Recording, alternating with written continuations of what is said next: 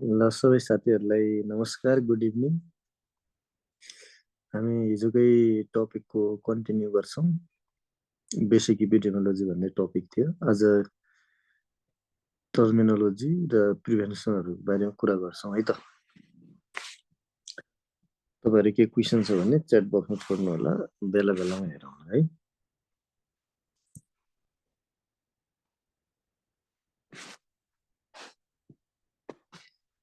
ल आज फर्स्टमा हामी लेभल्स अफ प्रिभेन्सन भन्ने छ एउटा तपाईँहरूको सिलेबसमा, त्यसको बारेमा कुरा गरौँ है।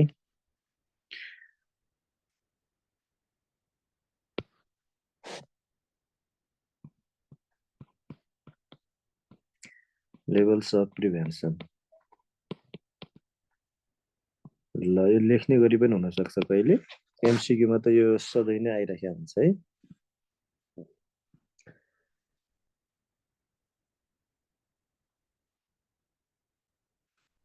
ल levels of प्रिभेन्सनमा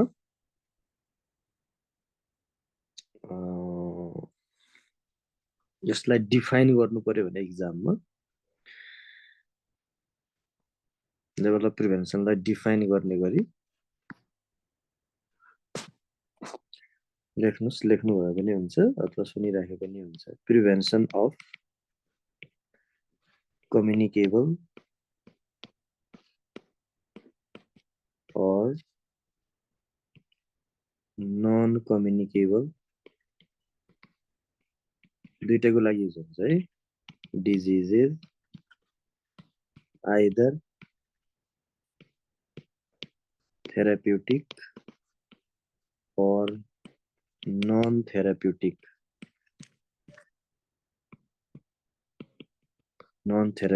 intervention is called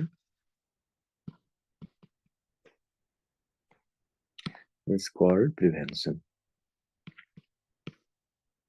र सबैलाई प्रिभेन्सनै भन्ने भनेको छ है यसको भाषामा। उपचार वा उपचार बाहेकका सबै रणनीतिहरूलाई प्रिभेन्सन नै भन्ने भन्छ है। तपाईँहरू त्यसरी नै हेर्नु होला। प्रिभेन्सन भन्यो भने खालि डिजिजको रोकथाम मात्र होइन कि हरेक चिजको प्रिभेन्सन बुझ्नु भने होइन। लास्ट आवरमा पनि प्रिभेन्सन फ्रम डेथ बुझ्नु भने होइन। अझ डेथमा पनि अब एकदमै डिजनिफाइड डेथ भन्नुहोस् न होइन, हो त्यस्तो किसिमले परिभाषित गर्छ यसले प्रिभेन्सनलाई है। यति लेखे हुन्छ कम्युनिकेबललाई पनि रोक्न सकिन्छ, नन कम्युनिकेबललाई पनि रोक्न सकिन्छ, ट्रिटमेन्टको आधारमा पनि गर्न सकिन्छ, ट्रिटमेन्ट भन्दा बाहिरका नन थेरापेटिकबाट पनि गर्न सकिन्छ। यसलाई हामी लेभल्स अफ प्रिभेन्सन भनेर भन्छौँ बुझ्नु भने होइन। ल 4 लेभल्स अफ प्रिभेन्सन आर, चारवटा हुन्छ। 4 लेभल्स अफ प्रिभेन्सन आर भनेर यस्तो लेख्ने।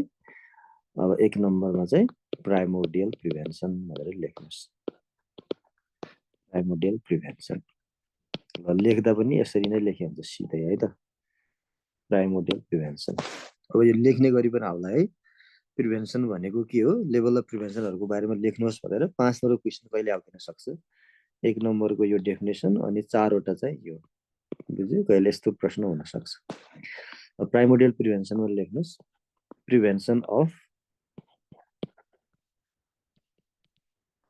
Prevention of development of risk factor. यति लेख्ने है, prevention of development of risk factors is called primordial prevention. बुझ्यो नि होइन। यसरी तपाईँ यति डेफिनेसन लेखे हुन्छ। त्यसपछि जस्तै इक्जाम्पलमा चाहिँ एमसिक्यूको हिसाबले पनि हेर्नु होला इक्जाम्पललाई है। अब यो पनि आएको एमसिक्यूमा नआउने त होइन। यो तपाईँहरूलाई यो prevention of development of risk factor चाहिँ यति हो होइन। यो कुन लेभलको प्रिभेन्सन हो भनेर धेरैचोटि सोधेको छ कि यो रिस्क फ्याक्टरकै प्रिभेन्सन गर्ने हो भने त्यसलाई हामी प्राइमोर्डियल प्रिभेन्सन भनेर भन्छौँ है। रिस्क एक्सपोज हुनुभन्दा अगाडि नै गरिसक्नु पर्यो प्रिभेन्सन। जस्तै हेल्दी बिहेभियर इन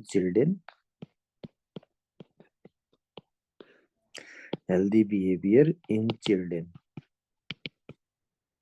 एकदमै कमन इक्जाम्पल हो। योगा, एक्सर्साइज बुझ्नु भने होइन, मेडिटेसन मेडिटेसन, यिनीहरूलाई हामी प्राइमोडियल प्रिभेन्सन भनेर भन्छौँ। बुझ्नुभयो भने यो कसमा गरिन्छ भन्ने कहिले क्वेसन आउन सक्छ। डन इन होल पपुलेसन, जसले गरे पनि हुन्छ है। यसको टार्गेट कुन हो भने यो सबैले गर्नु हुन्छ, तपाईँ हामी जसले गरे पनि भयो है। अब एमसिक्यू को लागि हो, यस्तो लेखिराख्नु पर्दैन, लेख्नु आयो है। ल अर्को चाहिँ इट इज एप्लिकेबल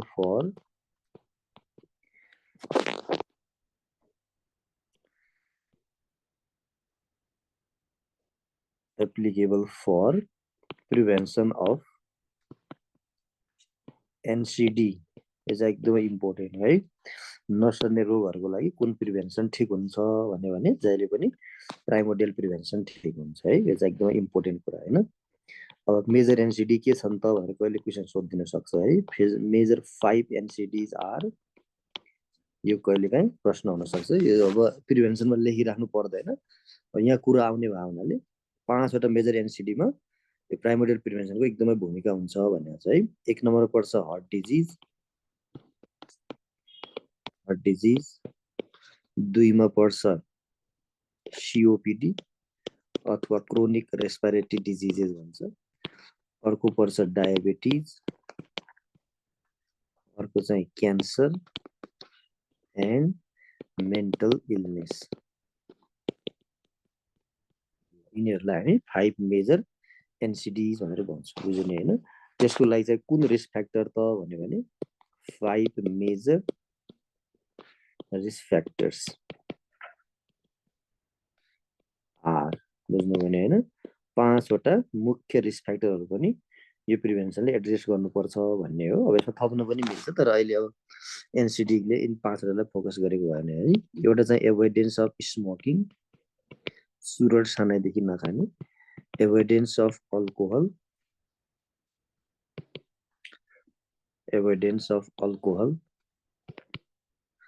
अर्को भनेको चाहिँ अनहेल्दी फिजिकल एक्टिभ, के अरे unhealthy feeding habit, unhealthy feeding अथवा अनहेल्दी फुड्स लेखे पनि हुन्छ। अर्को भनेको चाहिँ पुअर फिजिकल एक्सर्साइज,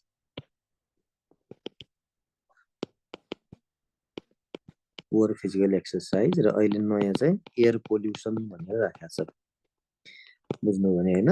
ल तपाईहरुले यो 5 वटा रिस्क फ्याक्टरलाई 5 × 5 = 80 भन्छ के। यसको लागि चाहिँ सबभन्दा राम्रो प्राइमोडियल प्रिभेन्सन है। त्यही भएर हामी यो एनसिडी को रिस्क फ्याक्टरको कुरा चाहिँ यसमा गर्छौं है। 5 × 5 त 25 हुनुपर्ने हैन, तर हुन्छ कति 80 हुन्छ भनेको छ। यो भनेको के हो भने 5 वटा रिस्क फ्याक्टरको कारणले 5 वटा मुख्य नसर्ने रोग हुने सम्भावना 80 गुणा बढेर जान्छ भनेको छ अहिले। बुझ्नुभयो नि। त्यसैले यसको सबभन्दा राम्रो प्रिभेन्सन भनेको यही हो। Exercise, healthy behaviour, yoga, meditation हैन, रिस्कमा एक्सपोजर नहुने, त्यस्तोलाई हामी प्राइमोडियल प्रिभेन्सन भनेर भन्छौं है। र प्राइमोडियल प्रिभेन्सनको एक्जाम्पलमा मास एजुकेसन पनि राख्न सक्नुहुन्छ। मास एजुकेसन कस्तो प्रिभेन्सन हो भने यसलाई पनि प्राइमोडियल प्रिभेन्सन भन्ने है। किनभने सबै मान्छेले सबै कुराको जानकारी राखुन् भन्ने कन्सेप्टलाई प्राइमोडियल प्रिभेन्सन भन्छौं। तिनीहरूले त्यसको आधारमा हेल्दी हेबिटहरू प्रमोट गर्ने। ल यसमा यति गरौँ। त्यसपछि दोस्रोमा चाहिँ प्राइमरी प्रिभेन्सन भन्ने हुन्छ। प्राइमरी प्रिभेन्सन, ल प्राइमरी प्रिभेन्सन भनेको स्पेसिफिक प्रोटेक्सन। यो शब्द याद गर्ने। Specific protection and health education. Specific protection and health education approach are primary prevention है त। प्राइमरी प्रिभेन्सन दुईटा एप्रोच हुन्छ यसको। एउटा स्पेसिफिक प्रोटेक्सन एप्रोच, अर्को चाहिँ हेल्थ एजुकेसन। यो दुईटा कुरा चाहिँ नबिर्सिनुलाई एक्जाममा लेख्नु। बुझ्नुभयो नि। लेख्ने आयो भने कहिलेकाहीँ सोधिदिन पनि सक्छ एमसिक्यूमा। हेल्थ एजुकेसन स्पेसिफिक प्रोटेक्सनहरू के हुन् भनेर। कहिले चाहिँ स्पेसिफिक प्रोटेक्सनको छुट्टै पनि राखिदिन सक्छ। बुझ्नुभयो नि हैन।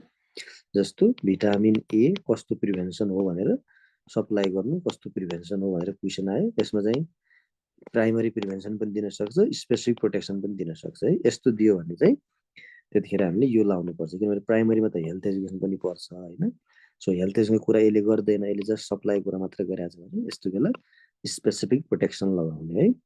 अब तर प्राइमरी सेकेन्डरी टर्सरी प्रिभेन्सन यस्तो छ भने चाहिँ यस्तो बेला मात्र प्राइमरी लगाउने है। यस्तो लाग्यो भने यस्तो राइट हुन्छ। फेरि जस्तो मास्क युज गर्नु कस्तो प्रिभेन्सन हो भने प्राइमरी सेकेन्डरी टर्सरी भन्यो भने त कुरै सकिहाल्यो। मास्क युज गर्नु प्राइमरी पनि प्रिभेन्सन पनि छ, स्पेसिफिक प्रोटेक्सन पनि छ भने यस्तो बेला यो लगाउने है।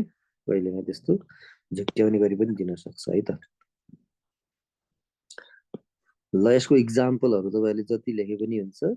यसमा हामी धेरै प्रयोग गर्ने इक्जाम्पल इम्युनाइजेसन हो। अब यो नयाँ कुरा भएन, सबैले सुनेकै कुरा हो। अथवा भ्याक्सिनेसन, यसलाई याद गर्नु होला। अर्को चाहिँ न्युट्रिएन्ट युज। न्युट्रिएन्ट युज भनेको जस्तो तपाईँलाई आइरन दिनु के हो भन्यो, फोलिक एसिड दिनु के हो भन्यो, भिटामिन ए दिनु के हो भन्यो, भिटामिन डी दिनु के हो भन्यो होइन। फ्लोराइड, पानीमा फ्लोराइड हाल्नु के हो, स्टाफ नर्सलाई सोध्नु, यस्ता कुरा आयो भने सबै यहाँ राख्ने है। अर्को भनेको use of protective device. Protective device, use of protective device कस्ता प्रिभेन्सन हुन् भन्ने क्वेसन आयो भने यसलाई पनि तपाईँले यसमै राख्यो। युज अफ प्रोटेक्टिभ डिभाइस भनेको जस्तै मास्कको कुरा गरे तपाईँहरूलाई होइन, मास्क लगाउनु के हो, बेड नेट लगाउनु के हो, कन्डम लगाउनु के हो होइन। यस्तै जति पनि होइन, गाउन लगाउनु के हो, लुगा लगाउनु, बुट लगाउनु, जुत्ता लगाउनु, गगल्स लगाउनु, जे पनि हो प्रोटेक्सनको कुरा गऱ्यो भने यसमा राख्नु होला है। अर्को भनेको क्वारेन्टिन भन्ने शब्दलाई पनि यसमा राख्न सक्नुहुन्छ। डिजिज नलाग्दै मान्छेलाई कन्ट्याक्टमा आउन नदिनु पनि प्राइमरीमा पर्छ है त। अर्को भनेको काउन्सेलिङहरू जति पनि कुरा गर्यो हेल्थ एजुकेसनका कुराहरू यसमा पर्छन्, बुझ्नुभयो नि होइन। अर्को चाहिँ पोजिटिभ हेल्थ बिहेभियर, अलिक गाह्रो सोध्यो भने पोजिटिभ हेल्थ केमा पर्छ भन्यो भने पोजिटिभ हेल्थ भने पनि सकेसम्म बचिराख्ने भन्ने कुरा हो होइन। एक्सपोज त भइसक्यो तर बचेर रहने, डिजिजै हुन चाहिँ नदिने भन्ने हो कि। यस्तो कुराहरू सबै हामी प्राइमरी प्रिभेन्सनमा युज गर्छौँ है त। ल हेल्थ एजुकेसन जस्तो ह्यान्ड वासिङ भन्यो होइन, जति पनि इक्जाम्पल त जति पढे पनि हुन्छ है। हात धुनु के हो भन्यो भने हात धुनु भने एक किसिमको एजुकेसन हो नि त होइन। स्पेसिफिक पनि भयो, हात मात्र धोया छ अन्तबाट त रोग आउन सक्छ, स्पेसिफिक पनि भयो। हो यस्तो अलि विचार गर्नु भने सजिलो हुन्छ इक्जाम्पल है त। ल त्यसपछि अर्को प्रिभेन्सन भनेको सेकेन्डरी प्रिभेन्सन हुन्छ। सेकेन्डरी प्रिभेन्सनको लेभल है त। सेकेन्डरी प्रिभेन्सन भन्यो भने यसमा हामीले प्रयोग गर्ने शब्द चाहिँ early diagnosis and complete treatment. Early diagnosis and complete treatment is secondary prevention, बुझ्नुभयो नि होइन। अब अर्ली डायग्नोसिस कम्प्लिट ट्रिटमेन्टमा के पर्छ त, जस्तै तपाईँहरू यसमा धेरै युज हुने शब्द हो स्क्रिनिङ। अब यस्तो घोक्नै पर्छ है स्क्रिनमा, जस्तो भिआइए टेस्ट भनेर तपाईँलाई इक्जाम्पलले पनि सोधिदिन सक्छ होइन। त्यस्तै सेल्फ ब्रेस्ट इक्जामिनेसन के हो होइन, डिजिटल रेक्टल इक्जामिनेसन के हो होइन। जति पनि यो स्क्रिनिङका जाँचहरू छन् नि होइन, यो सबै यसमा पर्छ, बुझ्ने होइन। एलाइजा के हो भनेर क्वेसन आउन सक्छ, भिडिआरएल गर्नु के हो होइन, यो सबै स्क्रिनिङ हुने त होइन। हो यस्तो जाँचहरू सबै यसमा राख्न सक्नुहुन्छ है। भिआइए सबैले सुन्नु होला, सर्भाइकल क्यान्सर।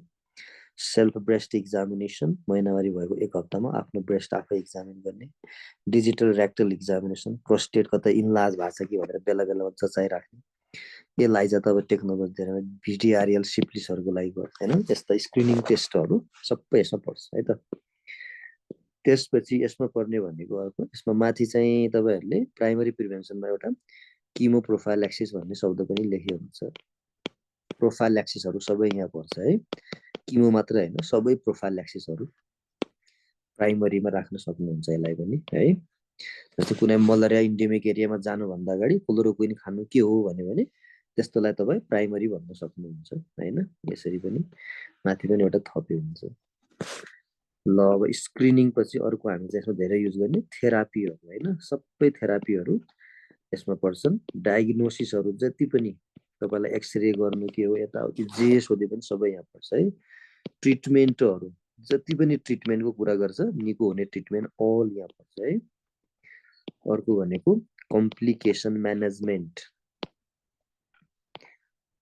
म्यानेजमेन्ट त नभनौँ प्रिभेन्सन भनौँ न कम्प्लिकेसन प्रिभेन्सन भन्नु भने कम्प्लिकेसन प्रिभेन्सन रोकथामहरू यसमा पर्छ सबै अलि गाह्रो सोध्यो भने सर्भिलेन्स कुनै पनि रोगलाई निगरानीमा राख्नु के हो भने त्यसलाई पनि सेकेन्डरी मान्नु होला आइसोलेसनलाई पनि यसैमा राखे हुन्छ अब आइसोलेसन कन्ट्राडिक्टरी हुन्छ जे यहीँ राखे हुन्छ कुनै बिरामीलाई छुट्टै राख्नु के हो बिरामी भइसकेपछि भन्यो भने त्यसलाई पनि हामी सेकेन्डरी प्रिभेन्सनमा राख्छौँ बुझ्नु भने होइन ल यस्तासँग सम्बन्धित सबै शब्दहरू जस्तो हेल्थ चेकअप के हो भनेर क्वेसन आयो अहिले गरेर आउँछ स्वास्थ्य जाँच जम्मै यहाँ पर्छ है ब्लड प्रेसर मोनिटरिङ के हो भनेर क्वेसन आयो यसमै राख्न सक्नुहुन्छ ब्लड ग्लुकोज मोनिटरिङ होइन एउटै हो क्या सबै बुझ्नुभयो यो सबै हामी कसैले हेमोग्लोबिन भनेर यस्तो जे पनि दिन सक्छ तपाईँलाई टेस्टको कुराहरू गरिरहेछ भने सबै केमा राख्ने सेकेन्डरी गर्ने यो चाहिँ पेसेन्टमा गरिन्छ है फेरि तपाईँलाई इक्जाममा यो प्रिभेन्सन कहाँ गरिन्छ भने पेसेन्टमा अब इक्जाममा लेख्ने गरी आयो भने यस्तो लेख्नु हुँदैन यति लेखे हुन्छ इक्जाममा त यो यति मात्र यो पनि एउटा दुईटा लेख्ने यतिले थाहा पाइहाल्छ तपाईँले बुझ्नु भएको चाहिँ छैन बुझ्यो नि ल सेकेन्डरी प्रिभेन्सनमा यति कुरा गरौँ त्यसपछि अर्को हुन्छ tertiary prevention tertiary prevention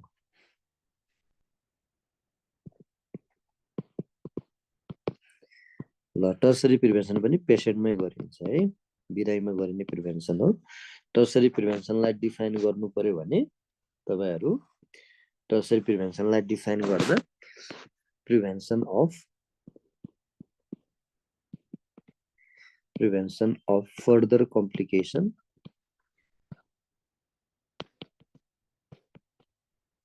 or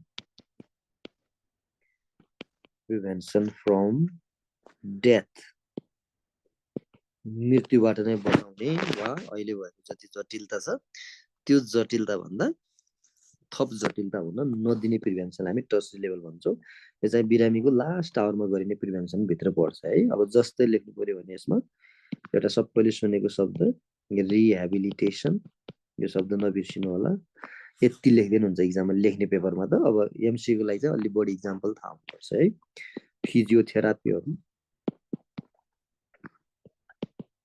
फिजियोथेरापीहरु केमा पर्छ भने यसैमा राख्नु होला अर्को भनेको चाहिँ तपाईहरुलाई अब यो रिकन्स्ट्रक्टिभ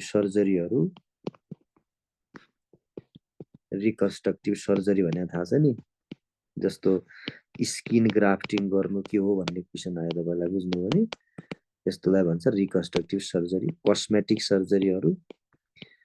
कस्मेटिक अथवा प्लास्टिक सर्जरी भन्छौं नि हामी हैन प्लास्टिक सर्जरी पनि यसमा पर्छ त्यस्तै अब तपाईहरुले अर्को युज गर्ने भनेको यसमा एसिस्टिभ डिभाइसहरुको प्रयोग युज अफ एसिस्टिभ डिभाइस जस्तो लट्ठी टेक्नु के हो बैशाखी टेक्नु के हो व्हील चेयरमा चढ्नु के हो हैन यस्तो आयो भने एसिस्टिभ डिभाइस जस्तै स्पेक्टिकल्सहरुको प्रयोग स्पेक्टिकल्स भनेको पावर लेन्स बुझ्नु भने हैन पावर लेन्स कस्तो प्रिभेन्सन हो भनेर क्वेशन आउला यो हार्ट डिजिजमा पेसमेकर राख्नु के हो भनेर क्वेशन आछ एकचोटी बुझ्नु भने नि अर्गन ट्रान्सप्लान्टेसन के हो ट्रान्सप्लान्टेसन अर्काको अंग लिनु बुझ्नु भने हैन यस्तो सबै हामी केमा राख्छौं जस्तो हियरिङ एड राख्नु के हो हैन यो सबै जति पनि प्रोस्थेटिक भने थाहा छ नि जस्तो कसैको हात ड्यामेज भयो औंला ड्यामेज भयो हैन खुट्टा ड्यामेज भयो भने त्यस्तो बेला उनीहरुलाई प्लास्टिकको बनाएर दिन्छ हैन हो यस्तो सबै हामी टर्सरी लेभलमा प्रिभेन्सनमा राख्छौं यसमा सानसानो कुराहरु पनि टर्सरीमा पर्छ यदि ड्यामेज भइसकेको छ भने त्यो ड्यामेज भएर फिर्ता नआउने चीजहरु सबै हामी टर्सरीमा गर्छौं है र अब यसलाई इन्ड स्टेज केयरहरु अन्तिम अवस्थामा दिइने सबै प्रिभेन्सनका केयरहरुलाई टर्सरी लेभलमा राख्न मिल्छ भने चाहिँ यस्तै एक्जाम्पल हेर्नुभयो भने लगभग यसैको वरिपरि तपाई थाहा पाइहाल्नुहुन्छ है ल अब प्रिभेन्सनलाई बुझ्नु पर्यो भने तपाईले दुई भाषामा बुझे हुन्छ के एउटा चाहिँ बिफोर डिजिज रोग लाग्नु भन्दा अगाडि एउटा चाहिँ आफ्टर डिजिज बुझ्नुभयो नि आफ्टर डिजिजमा चाहिँ सेकेन्डरी र टर्सरी बिफोर डिजिजमा चाहिँ प्राइमोडियल र प्राइमरी यति हो जान्नु पर्ने तपाईलाई इक्जाममा कुनै दियो भने त्यो दिएको इक्जाम्पल के हो भनेर छुट्याउनु पर्यो नि दुई भागमा हेर्नु होला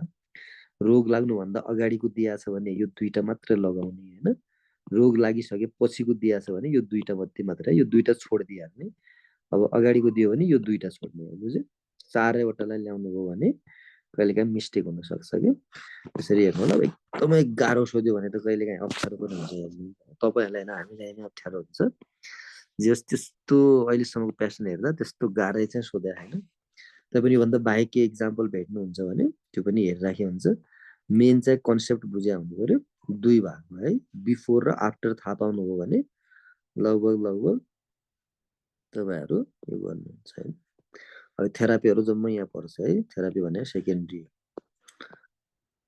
ल रेडियोथेरापी भने क्यान्सरको ट्रिटमेन्ट ल प्रिभेन्सनमा यतिकै गरौँ है त साथीहरु यसलाई लेख्ने र एमसीक्यू प्याटर्नमा हेर्नु होला लेख्नु पर्यो भने यति लेख्ने तलको लेख्नु पर्दैन एजेकी भनेको छ भने हामीले सुरुको एक लाइन यति मात्र यति मात्र लेख्ने कि यताको लेख्नु पर्दैन यति लेख्दै पुगिहाल्छ हैन तर अब एमसीक्यू को लागि चाहिँ तपाईहरुले अलि इक्जाम्पलहरु जति सकिन्छ यसो हेरिराख्ने इक्जाम्पल घोक्नु भन्दा पनि कन्सेप्ट बुझ्ने बुझ्नु भने इक्जाम्पल घोक्नु भने त घोकुवा भयो कि बुझ्यो भने ठ्याक्कै थाहा पाउनुहुन्छ यो हुन सक्छ भनेर अब गलत हुने सम्भावना कम हुन्छ अब लेख्नुस् terminology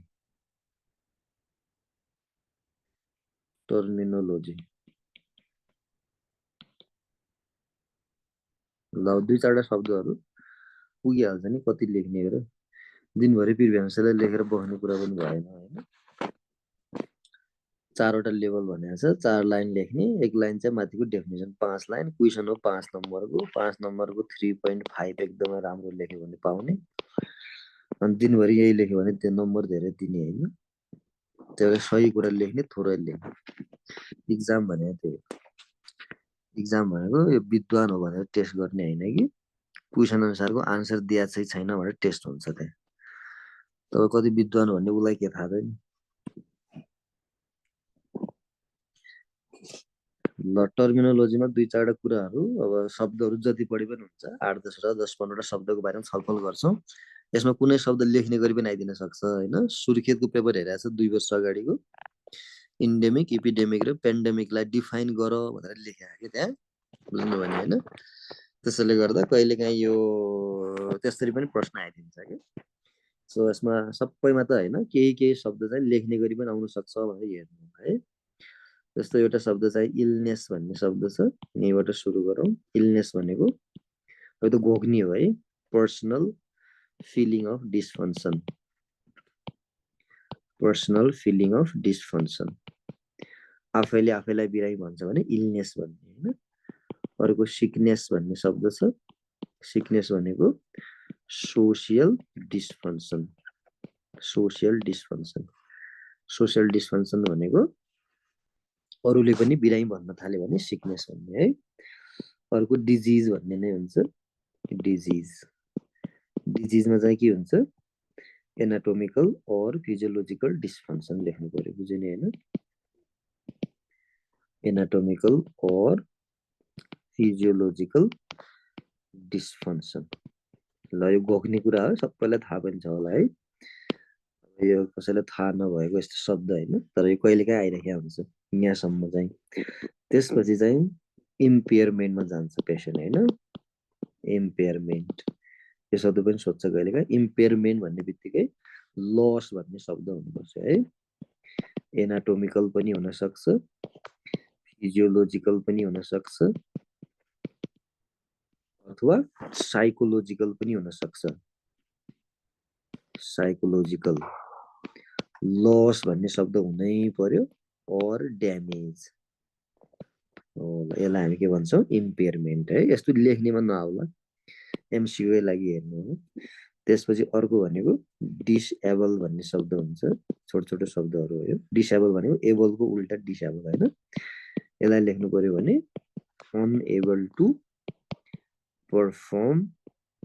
unable to perform normal activity आफैले सामान्य काम गर्न नसक्नुलाई के भन्छ भने अनेबल भन्ने शब्द देख्नु यतिले थाहा भइहाल्छ है, धेरै घोक्नु पनि पर्दैन, लेख्नेमा आउँदैन यस्तो होइन। अनेबल भन्ने शब्दले जहिले पनि डिसेबल जनाउँछ है। त्यसपछि लास्ट भनेको चाहिँ ह्यान्डिक्याप भन्ने शब्द रह्यो। ह्यान्डिक्याप, ह्यान्डिक्याप्ड भन्यो भने यो चाहिँ डिपेन्डेन्सी जस्तो अर्थ लाग्छ है। Dependent on other due to disability. यसकै कारणले मान्छे अरूमा भर पर्यो भने त्यसलाई हामी ह्यान्डिक्याप भनेर भन्छौँ। बुझ्नु भने ह्यान्डिक्याप भन्ने शब्द चाहिँ डिपेन्डेन्सीसँग बढी सम्बन्धित छ है। यो चाहिँ डिपेन्डेन्सी हो खासमा। ल यति शब्दले पनि तपाईँलाई ट्र्याक गर्छ इक्जाममा है त। एमसिक्यू आयो भने अब कहिलेकाहीँ क्रोनोलोजी मिलाऊ भनेर आइरहेको हुन्छ होइन। अब यो तपाईँहरूले क्रोनोलोजी मिलाउनु पर्यो भने अब यहाँसम्मको त क्रोनोलोजी हामी यसरी राखेका हुँदैनौँ खासै। डिजिजबाट राख्यो भने सुरुमा चाहिँ डिजिज हुने हो, त्यसपछि इम्पेयरमेन्ट हुन्छ, त्यसपछि डिसेबल हुन्छ, अनि लास्टमा चाहिँ ह्यान्डिक्याप हुन्छ भनेर त्यसरी राखेको हुन्छ है। ल इक्जाममा यो क्रोनोलोजी कुन ठिक छ भनेर सबै एउटैमा दिएर तपाईँहरूलाई हुन्छ फलो इज ट्रु भनेर एउटामा मिल्ने गरी अरूमा चाहिँ नमिल्ने गरी राखेका हुन सक्छ के। यो पनि अलिअलि हेर्नु होला। यस्तो कुराहरू लेख्नमा खासै आउँदैन है, यो एमसिक्यूकै प्याटर्नमा हेर्नु होला। ल एउटा टर्मिनोलोजीको एउटा प्याटर्न चाहिँ यस्तो हुन्छ है। अर्को टर्मिनोलोजीको प्याटर्नमा इन्फेक्सन भनेको के हो भन्ने एकदमै सोधिराख्ने शब्द इन्फेक्सन। यो शब्द चाहिँ कहिलेकाहीँ यो त लेख्ने पनि आउन सक्छ कहिलेकाहीँ है। इन्फेक्सन भनेको के हो, हस्पिटल एक्वायर्ड इन्फेक्सन रोक्नको लागि के गर्न सकिन्छ भन्ने क्वेसनको प्र्याक्टिस गरे पनि हुन्छ। ल इन्फेक्सन के हो, हस्पिटल एक्वायर्ड इन्फेक्सन प्रिभेन्सन कसरी गर्न सकिन्छ भनेर एउटा क्वेसनमा प्र्याक्टिस गर्नु होला।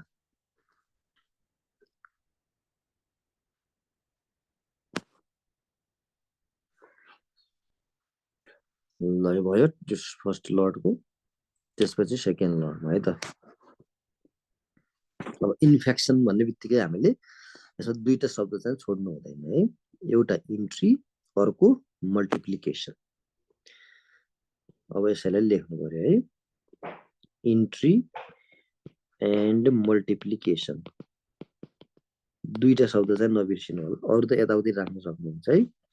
इन्ट्री एन्ड मल्टिप्लिकेसन अफ, अब इन्फेक्सन भन्ने बित्तिकै माइक्रो अर्ग्यानिजमको कुरा आउनै पर्यो है। माइक्रो अर्ग्यानिजम यो राइटिङ अथवा बुझ्नको लागि दुई तीनटा शब्दहरू जान्यो भने भइहाल्छ। धेरै विद्वान भन्दा पनि दुई तीनवटा शब्दहरू तपाईँहरू चेन्ज गर्न सक्नुहुन्छ। के अरे यताउति राख्ने त भने होइन। इन्ट्री एन्ड मल्टिप्लिकेसन के को, माइक्रो अर्ग्यानिजमको है। यति हो अब जान्नुपर्ने शब्द होइन। अब अरू मिलाउने होइन। in a host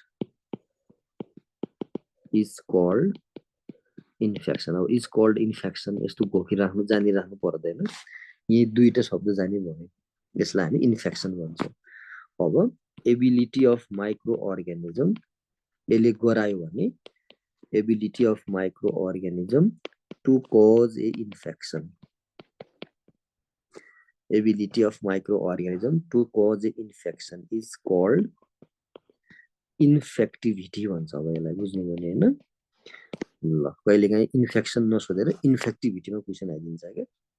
so micro अर्ग्यानिजमको एबिलिटीलाई हामी चाहिँ इन्फेक्टिभिटी भन्छौँ। जसले इन्फेक्सन गराउन सक्छ त्यसको क्यापासिटी भनेको इन्फेक्टिभिटी भयो। इन्फेक्सन हुनु भनेको इन्ट्री र मल्टिप्लिकेसन भयो है। यो शब्द सँगै आउँछ। ल इन्फेक्सनमा यति लेख्यो हुन्छ। डिफाइन इन्फेक्सन भन्यो भने पनि यति लेख्यो भने पुग्छ है त, बुझ्नु भयो। त्यसपछि हस्पिटल एक्वायर्ड इन्फेक्सन आएर त के सोधेको छ है। अब इन्फेक्सन प्रिभेन्सनको तरिका लेख, यस्तै क्वेसन पनि आइदिन सक्छ कि इन्फेक्सन भने के हो, इन्फेक्सन प्रिभेन्सनका तरिकाहरू लेख्नुहोस् भने फेरि स्टेरिलाइजेसनबाट लिएर आउनु पर्यो। फेरि इक्जाममा कहिले पनि एउटा टपिकबाट क्वेसन आउँदैन है। क्वेसन चाहिँ अर्को टपिकमा जम्प हुन्छ, किनभने यो मान्छे घोक्ने रहेछ कि यताउति मिलाउन सक्ने रहेछ भन्ने पनि हेरे हुन्छ। To cause infection is the infectivity, बुझ्नु भने होइन। एबिलिटी अफ माइक्रो अर्गानिजम, अब यसमा थप्नको लागि ability of micro organism to cause a disease, अब रोगै गराउन थाल्यो भने इज कल्ड के भन्छ भन्नु, ability of micro organism to cause a डिजिजलाई के भन्ने, इज कल्ड प्याथोजेनेसिटी। बुझ्नु भने यो शब्द पनि यही राख्न मिल्छ, डिजिजै हुन थाल्यो भने प्याथोजेनेसिटी भन्छ, इन्फेक्टिभिटी भनेको जस्ट इन्ट्री र मल्टिप्लिकेसन, प्याथोजेनेसिटी भनेको टु कज ए डिजिज। अब यसमा थप्नु पर्यो, अब ability of micro organism to cause a complication, to cause a complication के भन्ने यसलाई, अब यसलाई भन्छ भिरुलेन्सी, टु कज ए भिरुलेन्सी हो। यस्ता यस्ता शब्द जाने आउनु पर्यो है, लिङ्केज गर्न आउनु पर्छ, जाने जस्तो लाग्ने हो हैन, आफूलाई भयंकर विद्वान जस्तो लाग्छ, किनभने अलिअलि त सुन्या हुने भयो, अलिअलि पढ्या हुने भयो, अलिअलि देख्या हुने भयो हैन, त्यस्तो गर्दा गर्दा भयंकर विद्वान हो जस्तो भ्रम पर्या हुन्छ हामीलाई हैन, त्यस्तो हुँदैन। जान्ने भनेको सानो कुरा जान्ने, एकदमै क्रोनोलोजिकली जान्ने, क्लियर जान्ने, त्यस्तोलाई जान्ने भन्छ के। जान्ने भने टपर टुङ्गे फेसबुके जस्तो जान्नेलाई जान्ने भन्दैन, दुई चारवटा सुनेर जान्ने त सुगालाई पनि आउँछ। ल यस्ता शब्दहरूलाई तपाईँ राखेर एमसीक्यू बनाउन सक्नुहुन्छ, डेफिनेसन सोध्यो भने यहाँसम्म मात्रै लेखे हुन्छ है, यति मात्र। ल अस्पतालबाट सर्ने इन्फेक्सनलाई के भन्छ भने hospital acquired infection, hospital acquired infection लाई के भन्छ नोजोकोमियल इन्फेक्सन है, यो पनि अब एकदमै कमन शब्द हो, नोजोकोमियल इन्फेक्सन। कहिलेसम्म, आफ्टर 48 आवर अफ एडमिसन है त, आवर अफ एडमिसन, भर्ना गरेको 48 घण्टा भित्र आयो भने त्यसलाई हामी इन्फेक्सन भयो भने त्यसलाई हामी नोजोकोमियल इन्फेक्सन भन्छौँ। भिरुलेन्सी भनेको बडीमा बढी कति कम्प्लिकेसन वा ड्यामेज गराउँछ त्यसलाई हामी भिरुलेन्सी भन्छ। प्याथोजेनेसिटी बिग्रियो भने भिरुलेन्सी हुन्छ, डिजिज बिग्रियो भने जटिलता आउँछ भने यहीँनिर डिजिज बिग्रियो भने जटिलता आउँछ। अस्पतालमा 48 घण्टापछि देखिने संक्रमणहरूलाई हस्पिटल एक्वायर्ड इन्फेक्सन भनेर भनिन्छ है। अब hospital acquired infection most common चाहिँ युटिआई हुन्छ, तपाईँलाई कहिले क्वेसन पनि आउन सक्छ, एकदमै कमन हो है युटिआई चाहिँ। अब हस्पिटल एक्वायर्ड इन्फेक्सनहरू चाहिँ बढी जसो चाहिँ कन्टामिनेसनबाट सर्छ भनेर चाहिँ पहिला किताबहरू चाहिँ एयरबर्न हुन्छ भन्थ्यो, आजभोलि चाहिँ कन्टामिनेसनहरू, कन्टामिनेसन भनेको ह्यान्ड कन्टामिनेसन, कुनै इन्स्ट्रुमेन्ट कन्टामिनेसन होइन, जस्तो क्याथेटर राख्नेको लागि बेडमा छोइदियो होसै भएन, यस्ता कन्टामिनेसनहरूबाट। सो हस्पिटल एक्वायर्ड इन्फेक्सनमा चाहिँ ह्यान्ड वासिङ चाहिँ एकदमै राम्रो मानिन्छ है, बेला बेलामा हात धोइराख्ने, कन्टामिनेसनलाई बचाइराख्ने सबैले, ह्यान्ड वासिङ इज बेस्ट। यसरी कहिलेकाहीँ थप प्रश्न सोध्यो भने यसरी पनि है। अर्को चाहिँ physician or health worker induced infection छ भने, इन्ड्युस्ड इन्फेक्सन छ भने यस्तोलाई हामी के भन्छौँ, के भन्छ द्याट इन्फेक्सनलाई के भन्छ एट्रोजेनिक इन्फेक्सन है। ल यो सबैले सुनेको शब्द हो, एट्रोजेनिक इन्फेक्सन भन्छ यस्तोलाई। जस्तो तपाईँले कुनै बच्चालाई मिजल भ्याक्सिन लाउनु भयो, टक्सिक सक सिन्ड्रोम भयो, त्यसलाई एट्रोजेनिक, क्लोरमफेनिकल दिनुभयो, एप्लास्टिक एनिमिया भयो, एट्रोजेनिक। बुझ्नु भने होइन, एट्रोजेनिक भनेको तपाईँको कारणले भयो भन्ने जस्तो अर्थ लाग्छ कि। जस्तो बेला पेन्सिलिन दिनुभयो कसैलाई, पेन्सिलिन दिनुभयो, हाइपर सेन्सिटिभ भयो, यस्तोलाई हामी एट्रोजेनिक भन्छौँ। बुझ्नु भने होइन, एप्लास्टिक एनिमिया आफ्टर क्लोरमफेनिकल, टक्सिक सक syndrome after missile vaccine, hyper sensitive reaction after the penicillin होइन। हो यस्तो यस्तो स्वास्थ्य कर्मीलाई ब्लेम लाग्ने गरी इन्फेक्सन भयो वा अस्पतालमा समस्या भयो भने त्यसलाई हामी हेल्थ वर्करको कारणले भयो भनेर त्यसलाई एट्रोजेनिक भन्ने शब्द प्रयोग गर्छ है। अर्को चाहिँ अपर्चुनिस्टिक इन्फेक्सन भन्ने हुन्छ, अपर्चुनिस्टिक इन्फेक्सन। अब तपाईँलाई इक्जाममा कहिलेकाहीँ इन्फेक्सन नै सर्ट नोट आइहाल्यो भने यस्तो लेख्न सक्ने हुनु पर्यो। बुझ्नु होइन, यो फेसबुक या जस्तो टप्पर टुङ्गे जान्ने होइन कि, टक्क इन्फेक्सनमा 4-5 लाइन लेख्न सक्ने हुनु पर्यो। एउटा दुईटा एमसीक्यू एउटा दुईटा त्यो टपटुङ्गे कुरा जसलाई पनि आउँछ हेर्नुहोस् यो संसारमा हामी जस्तो जान्ने धेरै छन् एकदमै क्रोनोलोजिकली दुई चारवटा कुरा जाने आउनुपर्छ नत्र पास भयो अपर्चुनिटी इन्फेक्सन भनेको infection occurs during immunocompromised condition यति जाने भइहाल्यो है इम्युनोकम्प्रोमाइज कन्डिसनमा भयो भने त्यसलाई हामी अपर्चुनिस्टिक इन्फेक्सन भनेर भन्छौँ बुझ्ने हैन अब एक्जाममा एक्जाम्पल लेख्ने अवस्था आयो भने जस्तै टीबी इन एचआईभी सबभन्दा बेस्ट एक्जाम्पल क्यान्डिडियासिस इन डायबिटिज हैन डायबिटिज पनि इम्युनोकम्प्रोमाइज भन्छ भने डायरिया जति लेखे पनि हुन्छ डायरिया इन किमोथेरापीमा के हुन्छ बुझ्नु भने पुरै इम्युन सेलहरु ड्यामेज भएर जान्छ हो यस्ता किसिमको इन्फेक्सनलाई हामी अपर्चुनिस्टिक इन्फेक्सन भन्छौं इन्फेक्सन आफैमा पनि लेख्ने क्वेशन आउन सक्छ यति पनि इन्फेक्सन भनेको के हो कमन इन्फेक्सनहरुको बारेमा लेख्नुहोस् भन्ने क्वेशन आयो नि के लेख बुझ्नु भने सो यस्तो तपाईहरुलाई यति सेन्स चाहिँ आउनु पर्यो एक्जाममा एमसीक्यू पनि यही भित्रबाट आउने त हो नि कहाँबाट आउने हो हैन ल इन्फेक्सन भन्ने आफैमा शब्द ठुलो छ यति कुरा चाहिँ यसमा थाहा पाउनु होला है यति लेखे पुग्छ एक्जाम यही बढी भइसक्यो ल अब चाहिँ अर्को लटको शब्दमा जाउँ हामी केस क्यारियर यस्ता भन्ने शब्द हुन्छ हिजो कोले भन्दै थियो हैन के हो त्यही अब केस भनेको any individual or group of people having a specific condition. An individual or group of people having a specific condition is called case.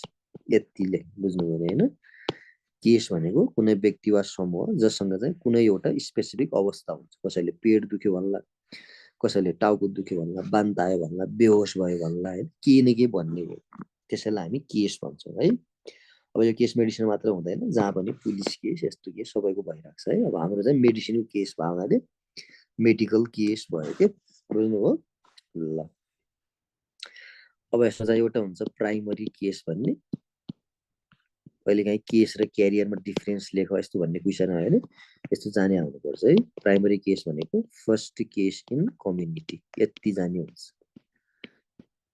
Is called primary case भनेर लेख्ने अर्को हुन्छ सेकेन्डरी केस भनेको सेकेन्ड केसै भइहाल्यो है second case in community transmitted from यसलाई लेख्नु पर्छ है ट्रान्समिटेड फ्रम प्राइमरी केस यहीबाट आएको हुनु पर्यो के बुझ्नु भने हैन नत्र सेकेन्डरी भन्न मिल्दैन हैन प्राइमरी केस यसलाई हामी सेकेन्डरी भन्ने अब प्राइमरी र सेकेन्डरी भन्ने दुईटा भयो प्राइमरी भनेको 1 सेकेन्डरी भनेको 2 यो बीचमा ग्याप आउँछ बुझ्नु भने त्यसलाई हामीलाई के भन्छौं सिरियल इन्टरभल भन्छ है gap between primary and secondary case यो क्वेशन आछ है बुटवलमा हेर्नु होला इज कल्ड सिरियल इन्टरभल यसलाई हामीले के भन्ने सिरियल इन्टरभल भनेर भनिन्छ है ल यो शब्द याद गर्नु होला है त प्राइमरी र सेकेन्डरी केस त थाहा पाइहाल्नुहुन्छ हैन first is the primary second is the secondary हो यो ग्यापलाई के भन्छौ भनेर बुटवलमा सोधेको छ क्वेशन यो ग्यापलाई सिरियल भन्ने सिरियल भनेको 1 र 2 सिरियली आयो यसको बीचमा ग्याप छ भने इन्टरभल भइहाल्यो हैन अर्को हुन्छ इन्डेक्स केस भन्ने हुन्छ यो पनि एकचोटी एमसीक्यू आछ है index case in contact of health worker और रिपोर्टेड बाइ हेल्थ वर्कर ल हामीले रिपोर्ट गरेको वा हाम्रो कन्ट्याक्टमा आएको वा हाम्रो इन्डेक्सिङ भएको त्यस्तो केसलाई हामी इन्डेक्स केस भनेर भन्छौं बुझिने हैन इन्डेक्स केस भनेर भनिन्छ ल यति तीनटा कुरा यसमा केसमा चाहिँ यति जाने हुन्छ केस र क्यारियरको डिफरेन्स लेख भन्ने क्वेशन आउन सक्छ यस्तो बेलामा केसपट्टि चाहिँ यो लेख्ने, क्यारियरपट्टि चाहिँ अब हामी कुरा गर्छौँ त्यो लेख्ने है। यसमा डिफरेन्स त्यसरी टेबलमा राख्यो भने राम्रो, सिधै लेख्ने फरक हुँदैन है त। अर्को शब्द छ अब क्यारियर भन्ने शब्द धेरै युज हुन्छ है त। क्यारियर हिजो अस्ति पनि आइरहेको थियो नि क्यारियर के भनेर होइन। ल अब क्यारियरमा चाहिँ क्यारियर भन्ने आयो भने यसमा एनी एनिमल पनि हुन सक्छ और human which carry the microorganism which carry the microorganism which carry the microorganism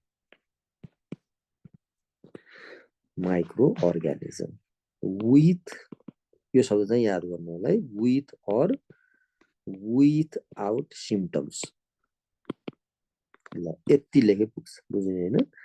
with or without symptoms कुनै जनावर वा मानिस जसले लक्षण देखाएर वा नदेखाएर माइक्रो अर्गानिजम बोकेको हुन्छ त्यसलाई क्यारियर भनिन्छ भनेर यति लेख्नु, बुझ्यो। त्यसपछि क्यारियरको टाइप्सहरु लेख्नु, बुझ्नुभयो नि हैन। एउटा हुन्छ इन्कुबेटरी क्यारियर। इन्कुबेटरी क्यारियर भनेको डिजीज ट्रान्समिटिङ और शेड भन्छ, SHED, शेड भने पाल्ने अथवा ट्रान्समिट सार्ने ड्युरिङ इन्कुबेसन पिरियड। ल यति हो। जस्तै अब तपाई पर्ट्युसिस लेख्नुस्, मिजल्स पनि लेख्न सकिन्छ, इन्कुबेटरी क्यारियर हुन्छ मिजल्समा पनि, बुझ्ने हैन। एक्जाम्पल एउटा दुईटा लेख्न धेरै लेख्नु पर्दैन है। लेख्ने पेपर आयो भने अब एमसीक्यूमा केमा हुन्छ केमा हुँदैन भन्ने क्वेशन आयो भने त्यस्तो बेला चाहिँ सबै जाने हुनु पर्यो। यो डिजिजको कम्युनिकेबल पिरियडबाट थाहा हुन्छ यसमा पर्छ कि पर्दैन, बुझ्ने। अर्को इन्कुबेटरी क्यारियर भनेर लेख्नुस् भनेर यस्तो आउँदैन, क्यारियर भित्र लेख्नु पर्यो यस्तो लेख्ने है। इन्कुबेटरी क्यारियरकै बारेमा लेख यस्तो क्वेशन आउँदैन तपाईहरुलाई हैन, यस्तो डिटेल पढाइ छैन नि त, पढाइ अनुसार आउने हो नि त हैन। त्यसपछि अर्को भनेको के हुन्छ, कन्भल्युसेन्ट क्यारियर भन्ने हुन्छ है। कन्भल्युसेन्ट क्यारियर भनेको यो क्वेशन एक्चुअली सोधेको छ लोकसेवामा एमसीक्यूमा है। डिजिज शेडिङ अथवा ट्रान्समिटिङ ड्युरिङ ट्रिटमेन्ट है एन्ड रिकभरी।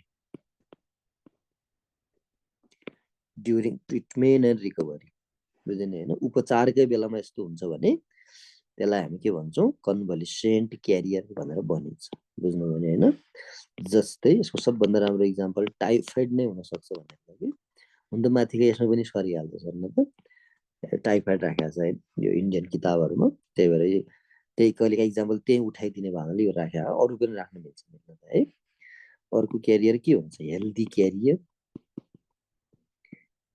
क्यारियर। एक्जाममा मोस्ट इम्पोर्टेन्ट इन एपिडेमियोलोजी के हुन्छ भनेर क्वेशन आयो भने मोस्ट इम्पोर्टेन्ट चाहिँ हेल्दी क्यारियरलाई मानिन्छ है एपिडेमियोलोजीमा, किनभने यसले बिना लक्षण रोग सार्दिन्छ कि। सो एक्जाममा प्रश्न पनि यसमा बढी आइरहेको हुन्छ। डिजिज ट्रान्समिटिङ कहिले, विथआउट एनी सिम्पटम्स, बुझ्ने।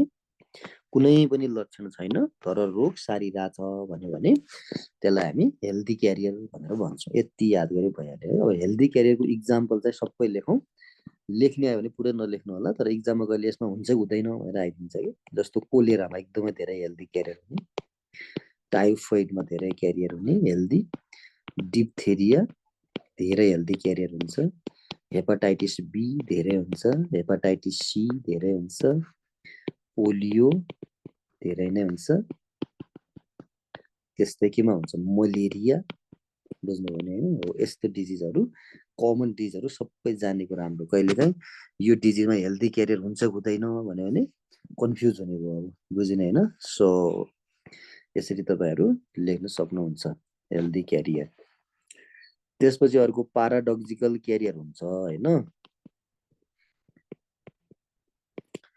प्याराडोक्सिकल क्यारियर भन्ने यसको चाहिँ इक्जाम्पल हुँदैन डिजिज ट्रान्समिटेड फ्रम कन्डिसन हो है यो इक्जाम नलेखे हुन्छ तपाईहरुले अब एमसीक्यू चाहिँ जान्दाखेरि transmitted from one carrier to another carrier बुझ्यो एउटा क्यारियरले अर्कोलाई डिजिज सार्यो भने त्यसलाई हामी यो प्याराडोक्सिकल क्यारियर भन्छ के यसको इक्जाम्पल भन्दा पनि डेफिनेसन हेर्नु होला अर्को चाहिँ स्युडो क्यारियर भन्ने हुन्छ स्युडो भने झुटा हो बुझ्नु भयो नि स्युडो क्यारियर हो भने इक्जाम्पल भन्दा पनि यो डेफिनेसन याद गर्नु होला career having a virulent microorganism is pseudo carrier यति कुरा ल हेर्नुस् त क्यारियरमा तपाईहरुले लेख्नु पर्ने भनेको यति हो ल एक्जाममा केसको बारेमा र क्यारियरको डिफरेन्स लेख भन्यो भने एकपट्टि चाहिँ क्यारियर लेख्नुस् धेरै भइहाल्यो कति लेख्नु यहाँ हेर्नुस् त यहाँबाट सुरु गरेको हामीले केस र क्यारियरको डिफरेन्स लेख एक्जाममा भन्यो भने 1 पेज लगभग 1 पेज भन्दा पनि बढी भइहाल्यो बुझ्यो यति लेखे पुगिहाल्छ के तपाईले यस्ता शब्दहरु लेखेर यस्तो एक्जाम्पल यस्तो ठ्याक्क लेख्नु भएको छ भने यो त मेडिकल साइन्स हो धेरै लेखेर धेरै नम्बर आउँछ भन्ने भ्रमबाट मुक्त हुनु होला है लोकसेवा हो धेरै लेखेर धेरै आउँदैन थोरै लेखेर धेरै आउँछ बरु पढ्ने मान्छेलाई हुने नहुने लेखेर तपाईको आन्सर खोज्दिन फुर्सद छैन के हो उलाई जबरजस्ती तपाईले देखाउनु पर्यो के हो यो हो मैले लेखे यही पनि बढी भइसक्यो ल यति लेख्नु पर्यो हैन केस र क्यारियर भनेर आयो भने अब केस डिफरेन्स लेख्ने बेला टी फर्मेट भन्ने थाहा छ नि हैन ए भिरुलेन्ट भन्छ यस ए V I R U L E N T ए भिरुलेन्ट भनेको के हो भिरुलेन्ट को अगाडि ए थप्यो भने ए भिरुलेन्ट भनेको लेस प्याथोजेनिक डिजिज नगराउने अथवा नन प्याथोजेनिक कति पनि नगराउने यस्तोलाई हामी ए भिरुलेन्ट भन्छौं भिरुलेन्टको अगाडि ए थप्या मात्र मेडिसिनमा कुनै शब्दको अगाडि ए थप्यो भने के हुन्छ नेगेटिभ अर्थ लाग्छ है त इज स्युडो क्यारियर यति लेख्नुस् ल डिफरेन्स लेख्ने बेला टी फर्मेट भन्ने हुन्छ टी भनेको यस्तो बनाउने माथि चाहिँ डबल क्लोज गर्नुपर्छ यस्तो गर्ने अरु सबै चाहिँ सिंगल क्लोज यता पनि सिंगल क्लोज लास्टमा पनि सिंगल क्लोज यो अनि त्यसपछि यहाँ चाहिँ केस लेख्ने यहाँ क्यारियर लेख्ने ल केसको बारेमा यहाँ लेख्ने अघि लेखेका कुराहरु क्यारियरको बारेमा यहाँ लेख्ने अब राम्रो चाहिँ के मान्छ एक्जाममा भन्ने लास्ट सेन्टेन्स चाहिँ both cases and carriers are important in epidemiology भनेर यति लेख्दियो भने राम्रो यो लेख्न बिर्सिनु भयो त नलेख्नु भने यतिमा टेबलमा छोड्दियो पनि हुन्छ यसलाई भन्छ टी फर्मेट लोकसेवाको भाषामा टी फर्मेट डिफरेन्स लेख्नु पर्यो भने टी फर्मेटमा लेख्नु टी भन्छ यसलाई टी भयो नि त यो बुझिने हैन यो टी भयो त्यही भएर टी नै भन्छ यसलाई यस्तो सानो कुरा थाहा पाइराख्ने है यस्तो कुरा फेसबुकले सिकाइदिन्छ नि हैन अब त सुनेर सिक्ला पनि तै पनि यो सानो अलि टेक्निकल कुराहरु थाहा पाइरा ल केस र क्यारियर भयो हैन त्यसपछि अर्को भनेको अब सोर्स के हो भन्ने एउटा शब्द है त सोर्स के हो त सोर्स भनेको any infective material which contains pathogenic microorganism यति लेखेको छ कुनै इन्फेक्टिभ मेटेरियल भएको जसमा चाहिँ प्याथोजेनिक माइक्रोअर्गानिजम प्रेजेन्ट छ भने त्यसलाई मात्र हामी सोर्स भन्छौं एउटा एक्जाम्पल लेख्ने जस्तै blood is source of HIV sputum is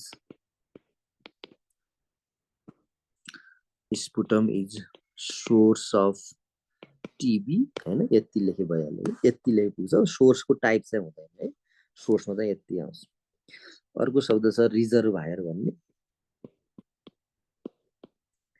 reservoir ल रिजर्भायरमा चाहिँ एनी एनिमल पनि हुन सक्छ ह्युमन पनि हुन सक्छ और अब्जेक्ट कुनै चीज पनि हुन सक्छ है व्हिच के गर्छ अहिले grow multiply and get ready तयारी गर्छ है द माइक्रो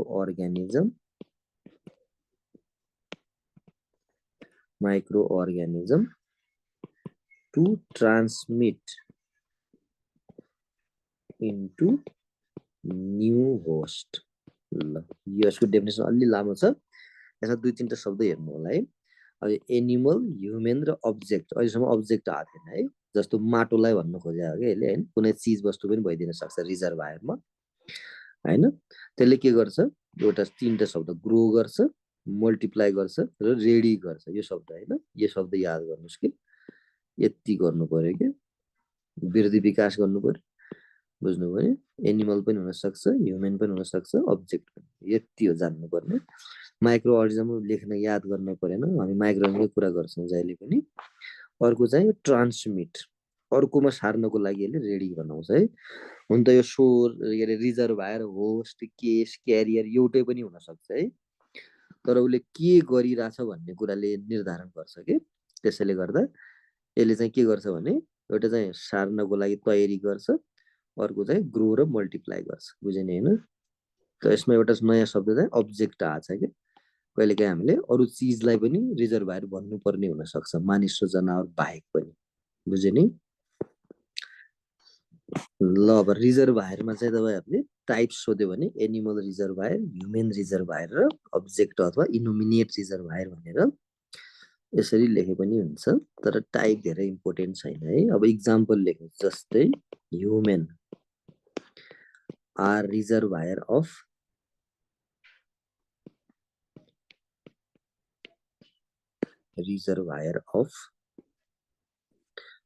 एमोबियासिस ल सबभन्दा एकदम राम्रो एक्जाम्पल सोयल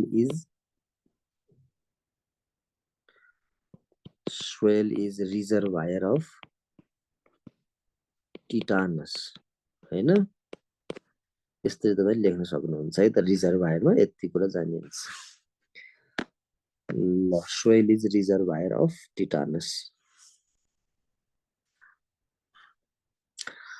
ल क्लिनिकल केस भनेको त बिरामी हो सब क्लिनिकल भनेको बिरामी हुन सक्ने अथवा बिरामी नभएको सम्भावना चाहिँ भएको सब क्लिनिकल केस भने कहिलेकाहीँ क्यारियर पनि भइदिन सक्छ कहिलेकाहीँ बिरामी नै पनि हुन सक्छ क्लिनिकल केस भने डायग्नोस्ड केसलाई भन्छ ल सब क्लिनिकल भने एसिम्प्टोमेटिक जस्तै हो ल यसमा यतिकै लेखौँ अर्को शब्द चाहिँ तपाईहरुको सिलेबसमा अब होस्ट भन्ने शब्द कहिलेकाहीँ सोधिदिन सक्छ है लास्ट शब्द यो लटको चाहिँ लास्ट शब्द एउटा होस्ट भन्ने शब्द हो है त होस्ट के हो भनेर कहिलेकाहीँ सोर्स रिजर्भायर फरक छ नि यही देख्नु भयो नि त फरक यो कालो अक्षरले लेखेको छु यो रातोले फरक एउटा मेन त्यही भइहाल्यो हैन यहाँ के भनेको छ इन्फेक्टिभ मेटेरियल भनेको बुझ्नु भने खगार भन्ने बुझ्नु भने हैन खकार के हो भन्ने खकार सोर्स हो भन्ने यहाँ के भन्ने खकार फाल्नेको हो भन्ने फाल्नेको खकार फाल्ने मान्छे हो मान्छे रिजर्भायर भयो खकार आफैमा सोर्स भयो बुझ्नु भने यो सेन्टेन्स मजाले बुझ्ने के सेन्टेन्स घोक्ने हैन नि त घोक्यो भने त मिल्दैन यहाँ के भनेको छ रगत भनेको छ रगत के रहेछ सोर्स रगत फाल्नेको बुझ्यो यसरी तपाई यसरी मजाले पढ्ने के एकचोटी बुझ्नु भने मजाले पढ्ने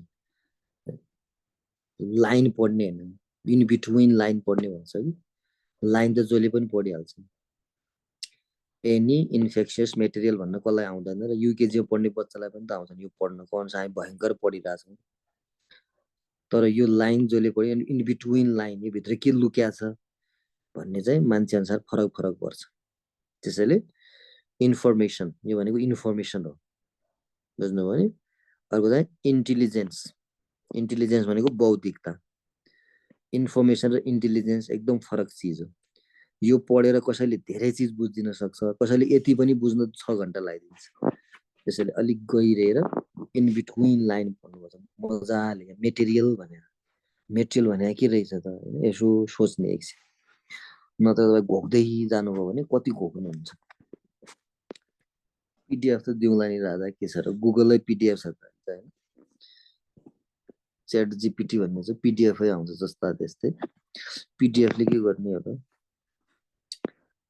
कुराकानी बुझ्ने होइन पिडिएफ त के छ र अहिले फेसबुक या जस्तो पिडिएफ दिन्छौँ यस्तो दिन्छौँ ललिपप देखाउनु छैन होइन बुझ्नुहोस् मजाले होइन हामी चाहिँ त्यस्तो ललिपप खासै देखाउँदैनौँ पिडिएफ दिन त के ठुलो कुरा भयो ल होस्टमा लेख्नुहोस् होस्ट भनेर चाहिँ 2-3 शब्द थाहा हुनुपर्छ है यसमा चाहिँ एउटा एनिमल हुन सक्छ बुझ्नु भने हैन और ह्युमन पनि हुन सक्छ एनिमल और human which provides natural lodgement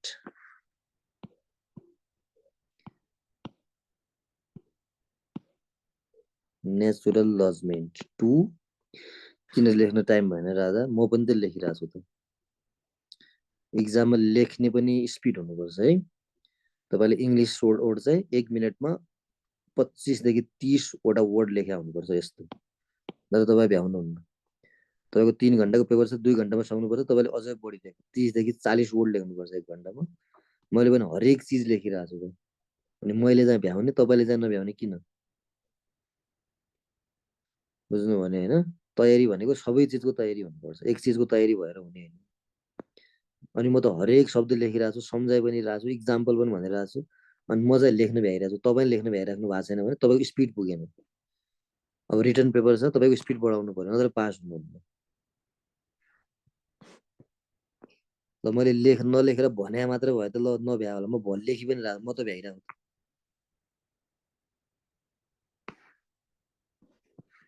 अझ म लेखेर भएर तपाईलाई गाली गर्नु पनि भ्याइरहेको छु भने त तपाई किन नलेख्न सक्या तपाई प्र्याक्टिस गर्नु पर्यो any animal or human which provides natural lodgement to microorganism ल यो शब्द याद गर्नुपर्छ यो शब्द नेचुरल लजमेन्ट टु माइक्रोअर्गानिजम यति थाहा पाए हुन्छ यति यो नेचुरल लजमेन्ट टु माइक्रोअर्गानिजम फर के को लागि ग्रोथ एन्ड मल्टिप्लिकेसन ल ग्रोथ एन्ड मल्टिप्लिकेसन कुनै माइक्रोअर्गानिजमको वृद्धि विकास गर्नको लागि मानिस वा जनावरले प्राकृतिक वासस्थान दिन्छ भने त्यसलाई हामी होस्ट भन्छौँ है यसले वासस्थान मात्र दिन्छ त्यहाँ गएर जे पो गरोस् वृद्धि विकास पनि हुन सक्छ मल्टिप्लाई पनि हुन सक्छ केही नगरे बस्दिन पनि सक्छ सिम्पटम देखाउन पनि सक्छ नदेखाउन सक्छ डिजिज गराउन पनि सक्छ नगराउन सक्छ तर उले बस्न चाह्यो भने मजाले त्यसको शरीरमा बस्न सक्छ भन्ने जस्तै स्टेफालोकोकस हाम्रो शरीरमा मजाले आएर जतिखेर पनि बस्न सक्छ उसलाई हाम्रो छालामा एकदम फेभरेबल इन्भाइरोमेन्ट छ आएर बस्यो हुन्छ त्यसलाई भन्छ होस्ट के गर्नै पर्छ भन्ने छैन गरे गरोस् नगरे नगरोस् गर्यो भने ससेप्टेबल होस्ट भन्छ स्टेफालोकोकस छालामा आएर पिलो बनाइदियो भने एब्सेस बनाइदियो भने हामी ससेप्टेबल भयौँ केही पनि गरेन भने होस्ट मात्रै भयो बुझ्नुभयो नि माइक्रोब्याक्टेरियमलाई हाम्रो शरीरमा जतिखेर आएर पनि बस्यो हुन्छ हाम्रो फोक्सोमा गएर जतिखेर बस्यो हुन्छ हामीले केही गरेका छैन केही पनि गरेन भने होस्ट भयो टिबी भयो भने ससेप्टेबल होस्ट हो त्यति फरक हो आउनुहोस् बस्नुहोस् वेलकम जसले बसे नि हुन्छ त्यसलाई होस्ट भन्छ जे पो गरोस् मन परि भयो उसलाई बुझ्नु भने त्यसलाई हामी होस्ट भन्छौँ। यो त कस्तो होस्ट जस्तै व्यवहार गर्यो त भन्छ, धेरै दिन पाहुना बस्यो भने यो त होस्टै भयो त हो भन्छ।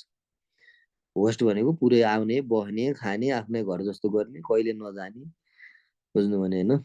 त्यसैले होस्ट भनेको मन परी गर्न पाउनेलाई भन्छ, तर प्राकृतिक हुनु पर्यो। त्यो चाहिँ भ्याक्सिन लगाइदियो भने फरक पर्छ। अब मेरो घरमा 2 दिनभन्दा बढी पाहुना बस्न मनाइ छ भने नि फरक पर्छ।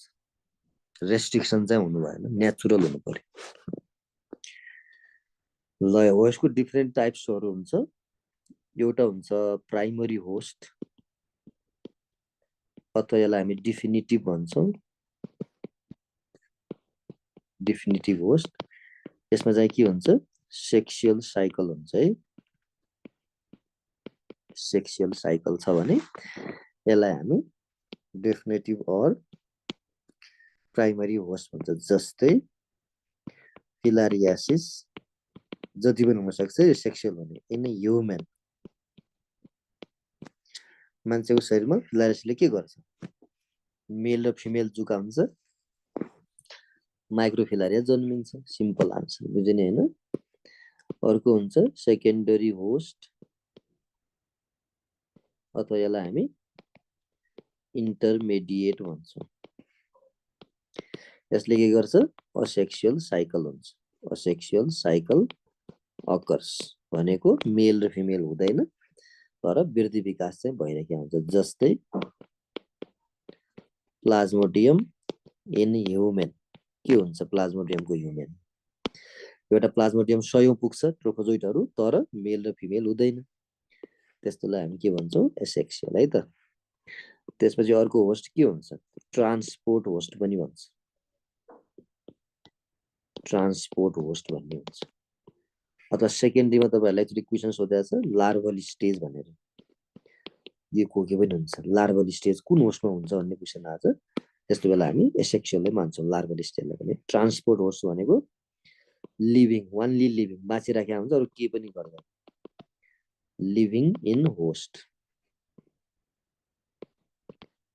organism living in host, organism living in host, बुझ्यो नि हैन। कुनै अर्गानिजममा बसिरहेछ भने जस्ट लाइभ मात्र छ भने केही पनि गर्दैन, लाइभ भएर बसिरहन्छ भने त्यसलाई हामी ट्रान्सपोर्ट होस्ट पनि भन्छौँ कहिले है। अर्को हुन्छ डेड इन्ड होस्ट भन्छ अथवा यसलाई incidental dead end host, incidental dead end host, बुझ्यो नि हैन। यसमा चाहिँ के हुन्छ, host does not comes under, host does not comes under life cycle, life साइकलमा पर्दैन, but disease occurs, disease occurs, रोग चाहिँ हुने तर लाइफ साइकलमा नपर्ने छ भने त्यसलाई हामी के भन्छौँ, डेड इन्ड होस्ट भन्छौँ, बुझ्यो नि हैन। जस्तै यसको इक्जाम्पल तपाईहरुलाई एकदमै सोध्ने, JE, tetanus, rabies, hydrated cyst, यो सबै भोगे पनि हुन्छ, यो सधैँ सोध्ने इन ह्युमन, बुझ्नु हो नि। यसमा चाहिँ मान्छे लाइफ साइकलमा पर्दैन तर डिजिज त भइरहेछ। जस्तो जेईको के हुन्छ, पिग हुन्छ, त्यसपछि मस्किटोमा जान्छ, फेरि कहाँ आउँछ, पिगमै जान्छ। मान्छे त कहीँ पनि छैन, त लाइफ साइकल त यति हो जेईको त, तर मान्छेमा जेई त भइरहेछ त है, म्यान त यहाँ छ ह्युमन। सो यस्तोलाई हामी इन्सिडेन्टल डेड इन्ड भन्छौँ है त। ल त्यसपछि अर्को भनेको अब अब्लिगेट होस्ट भन्ने हुन्छ। अब्लिगेट होस्ट, अब्लिगेट होस्ट भन्ने शब्द पनि धेरै पटक सोधिसकेको छ है। अब्लिगेट होस्ट भनेको माइक्रो अर्गानिजम अथवा इफ डिजिज लेख्यो भने हुन्छ, if disease only occurs in single host, एउटा मात्र होस्टमा लाइफ साइकल पुरा गर्यो कसैले, अर्कोमा जानै परेन भने त्यस्तोलाई हामी अब्लिगेट भनेर भन्छौँ है। यसको सबभन्दा राम्रो इक्जाम्पलमा मिजल्स लेख्या हुन्छ। मिजल्स मात्र होइन नि, फेरि मिजल घोकेर बस्ला त्यही नहोला, मम्स पनि त्यस्तै हुन्छ, पोलियो पनि त्यस्तै हुन्छ, पर्ट्युसिस पनि त्यस्तै हुन्छ, टाइफोइड पनि त्यस्तै हुन्छ, कोलेरा पनि हुन्छ। इनकसमा होस्टको नाम लेख्नु पर्यो ह्युमेन।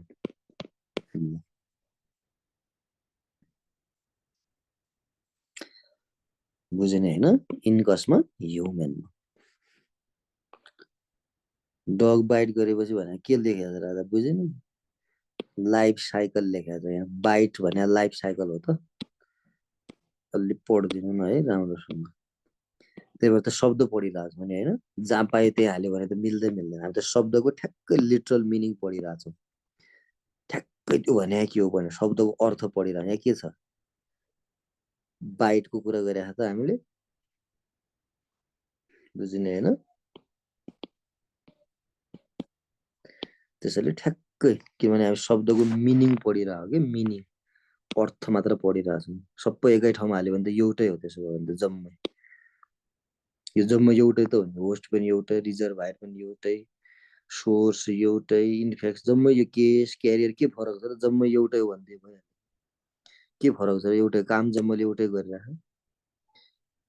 त्यसैले शब्दको अर्थ जान्ने हो। टर्मिनोलोजी भने त्यही त हो। डेथ इन्ड भने पनि त्यही हो। रेबिजलाई मर्यो भने डेथ इन्ड हो, एउटै। डेथको उल्टा के हुन्छ? पास्ट फर्ममा के हुन्छ डेथको, हेर्नु त। ल होस्टमा त यति लेखौँ है त। होस्ट रिजर्भायर एउटै हो भन्नुभएको छ एकजना साथीले। होस्ट रिजर्भायर एउटै भए छुट्टै लेख्थेन। यहाँ अब्जेक्टको कुरा आछ, होस्टमा अब्जेक्टको कुरै गरेको छैन। नेचुरल लजमेन्टको कुरा आछ, यहाँ नेचुरल कुरा गरेको छैन। बुझ्ने होइन? तयारीको छ, यहाँ तयारी नगर्नु पनि सक्छ। हाम्रो छालामा भएको स्टेफाइलोकोकस अर्काको छालामा जानुपर्छ भन्ने छैन। स्टेफाइलोकोकसको चेन्ज के गरिदिनुपर्छ भन्ने छैन। रिजर्भायरले चेन्ज गरेर राख्छ। बुझ्नुभयो नि होइन? यहाँ मल्टिप्लिकेसनको कुरा गरेका छौँ, यहाँ मल्टिप्लिकेसन नहुन पनि सक्छ। माइक्रोब्याक्टेरियम शरीरमा आएर मल्टिप्लाई हुनैपर्छ भन्ने के छ? टिबी हुनैपर्छ त, आएर बसिराखे हुन्छ नि होइन? त्यसैले गर्दा एउटै होइन। एउटै भए त एउटै लेखिहाल्थ्यो नि होइन? एउटै होइन। ल अर्को चाहिँ इपिडेमियोलोजीमा टाइम ड्युरेसन भन्ने शब्द हुन्छ। टाइम ड्युरेसन एउटा दुईटा समयहरूको ग्यापहरू हेर्छ कहिलेकाहीँ, बुझिने होइन? टाइम ड्युरेसनमा एउटा हुन्छ इन्कुबेसन पिरियड भन्ने हुन्छ है। कति छ कति होइन, जति पढाए पनि सकिँदैन। अलिअलि लेख्ने गरी अलिअलि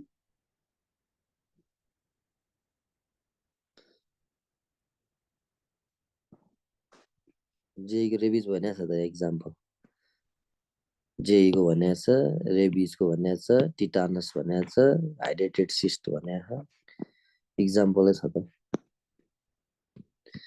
डेड इन्ड भने पनि हुन्छ, इन्सिडेन्टल डेड इन्ड भने पनि हुन्छ, डेथ इन्ड भने पनि हुन्छ। यहीँ गएर सिद्धिने भने डेथ इन्डमा रेबिज लेख्या होला कसै फेसबुकले, त्यही भएर हो राजा, टेन्सन नगर ल। डेथ इन्ड भने मर्छ नै भनेर लेख्नु। मर्छ भने मान्छे मर्छ भन्न खोजे होइन कि लाइफ साइकल अथवा ट्रान्समिसन मर्छ भन्ने शब्द हो। फेसबुकले मान्छे मर्छ लेखिदियो, डेथ इन्ड ठोकिदिन्छ भने होइन। रेबिज भने ल त्यसमा चित्त बुझाउनु है त। ल इन्कुबेसन पिरियडमा लेख्नुहोस्, time between entry of microorganism and appearance of first symptom. entry of microorganism and appearance of first symptom यति हो जान्नुपर्ने। अरू के जान्नु पर्दैन है, सजिलो छ, सबैले सुनेको। Most of the disease occurs during median incubation period. धेरै जसो चाहिँ मिडियनमा जान्छन् है। मिडियन भनेको आधातिर, 6 र 10 टिटानसको इन्क्युबेसन पिरियड 6 देखि 10 यसको मिडियन कति भयो 16/2 8th डे डिजिज भन्ने सुनेको छ नि न्यूनेटल टिटा हो यसरी तपाई यो इन्क्युबेसन पिरियड चाहिँ मिडियन बढी हुन्छ है मिडियनतिर बढी देखिन्छ अर्को चाहिँ जेनरेसन टाइम भन्ने हुन्छ यो घोके हुन्छ है सबै संसार जान्ने हैन कुनै कुनै घोके पनि हुन्छ जेनरेसन टाइम भनेको टाइम बिट्विन इन्ट्री त हुने नै भयो है टाइम बिट्विन त्यही माथि त्यही हो time between entry of micro organism and maximum complication or damage symptom को त पुरै सकिहाल्यो यहाँ बडीमा कति कम्प्लिकेसन वा ड्यामेज गराउँछ भन्ने कुरालाई हामी यसमा देख्न सक्छौं बुझ्नुभयो नि जस्तो जेई भाइरस शरीरमा इन्ट्री भयो कम्प्लिकेसन के हो डेथ अथवा प्यारालाइसिस हो इन्क्युबेसन पिरियड के हो फिभर भन्दा धेरै अगाडिको कुरालाई के भनिन्छ जेनरेसन टाइम भन्छ है यस्तो सम्मको अवधिलाई हामी जेनरेसन टाइम उले के गर्छ त बडीमा के हो त गर्ने त्यसलाई जेनरेसन टाइम अर्को हुन्छ लेटेन्ट पिरियड भन्ने हुन्छ है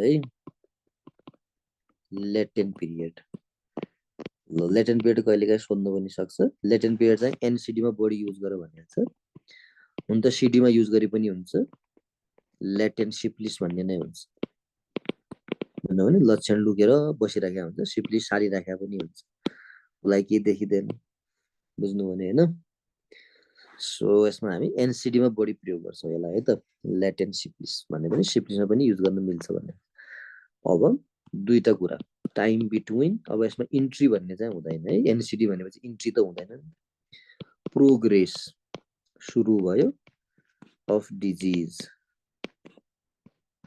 एन्ड डायग्नोसिस अफ डिजीज ल दुईटा कुरा एउटा चाहिँ प्रोग्रेस अफ डिजीज अर्को चाहिँ डायग्नोसिस अफ डिजीज बुझ्नु हो नि कुनै रोगको प्रोग्रेस भएदेखि निदान हुँदासम्मको अवस्थालाई के भन्ने लेटेन्ट भन्ने जस्तो कुनै पेशेन्टको आज तपाईको हेल्थ पोस्टमा आयो एकदमै पिसाब धेरै लागेको छ तिर्खा धेरै लागेको छ भोक धेरै लागेको छ दुब लागेर गयो मर्नु भयो भनेर आयो ब्लड सुगर जाँच्नुभयो 400 मिलिग्राम पर सेन आयो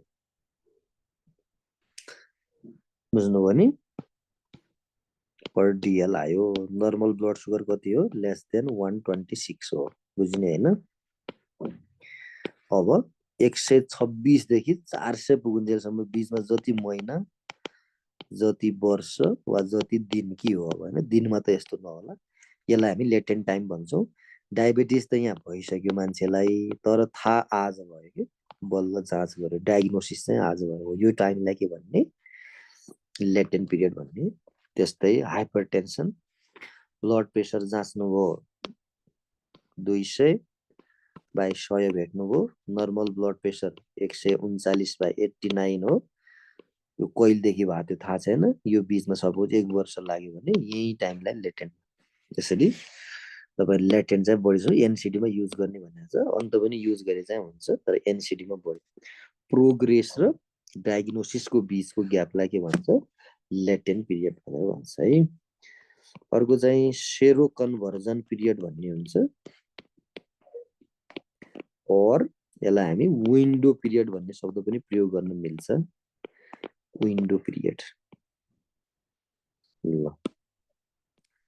सेरो कन्भर्जन पिरियड सेरो भनेको सिरम यो भनेको सेरम भयो कन्भर्जन भनेको चेन्ज हुने सुरुमा हामी नेगेटिभ हुन्छौं कुनै पनि डिजिजको लागि त्यो पोजिटिभ हुन कति टाइम लाग्यो त्यसलाई भन्छ सेरो कन्भर्जन बुझ्नुभयो नि सुरुमा त हामी कुनै डिजिजको लागि पनि नेगेटिभ हो नि त हैन यसलाई चाहिँ एचआईभी मा मात्र युज गर भनेको छ युज्ड इन एचआईभी मात्र अन्त चाहिँ नभन्ने त्यो भनेको time between entry of microorganism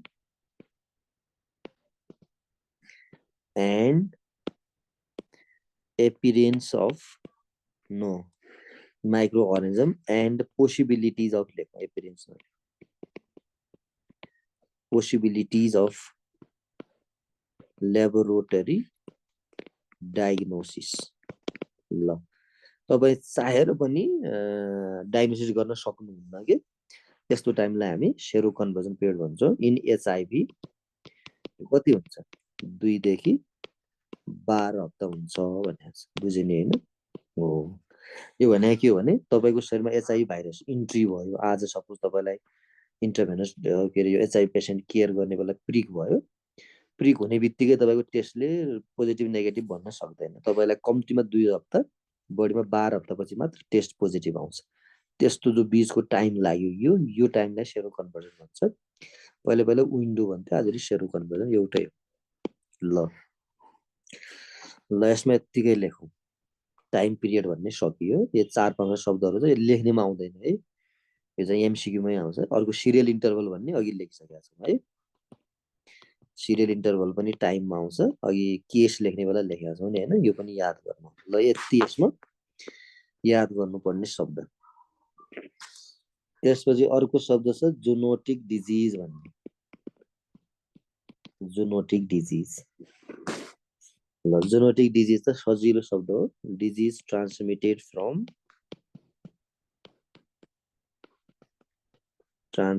from animal to human. ल सबैलाई थाहा भएको शब्द हो। For example snake bite and rabies, brucella, salmonella, जति लेखेन हुन्छ। जुनोटिक डिजिज त गाह्रो शब्द भएन है, यसमा हामी धेरै छलफल गरेनौँ। अर्को शब्द चाहिँ बरु अलि बढी आउने, जुनोसिस के हो त बुझ्नुभयो हैन, यो अलि इम्पोर्टेन्ट हुन सक्छ। अस्तिका क्वेशन पनि थियो। Zoonosis is condition in which disease transmitted from animal to human। कन्डिसनलाई के भनिन्छ, जुनोसिस भन्छ, डाइरेक्टली और इनडाइरेक्टली। यति लेखे पुग्छ जुनोसिस भनेको है, यति मात्र हो, अरु त सेम हो, माथिको डेफिनेसन लेखे हुन्छ। कन्डिसन भन्ने शब्दलाई हामी जुनोसिस भन्छौँ है। जुनोसिस धेरै टाइपको हुन्छ, अस्ति पनि क्वेसन आएको छ है, तपाईहरु अझ फास्ट गएको यसमा। अस्ति तपाईहरुले क्वेसन पनि थियो अस्ति फिडब्याकमा का हो, एन्थ्रोपो जुनोसिस भन्ने हुन्छ। यो भनेको एनिमल टु ह्युमन, अस्ति हामीले भर्खर छलफल गरेका छौँ यो है त। ल जति इक्जाम्पल लेखे पनि हुन्छ, जस्तै रेबिज इक्जाम्पल लेख्ने बेला नि यस्तै लेखिदियो।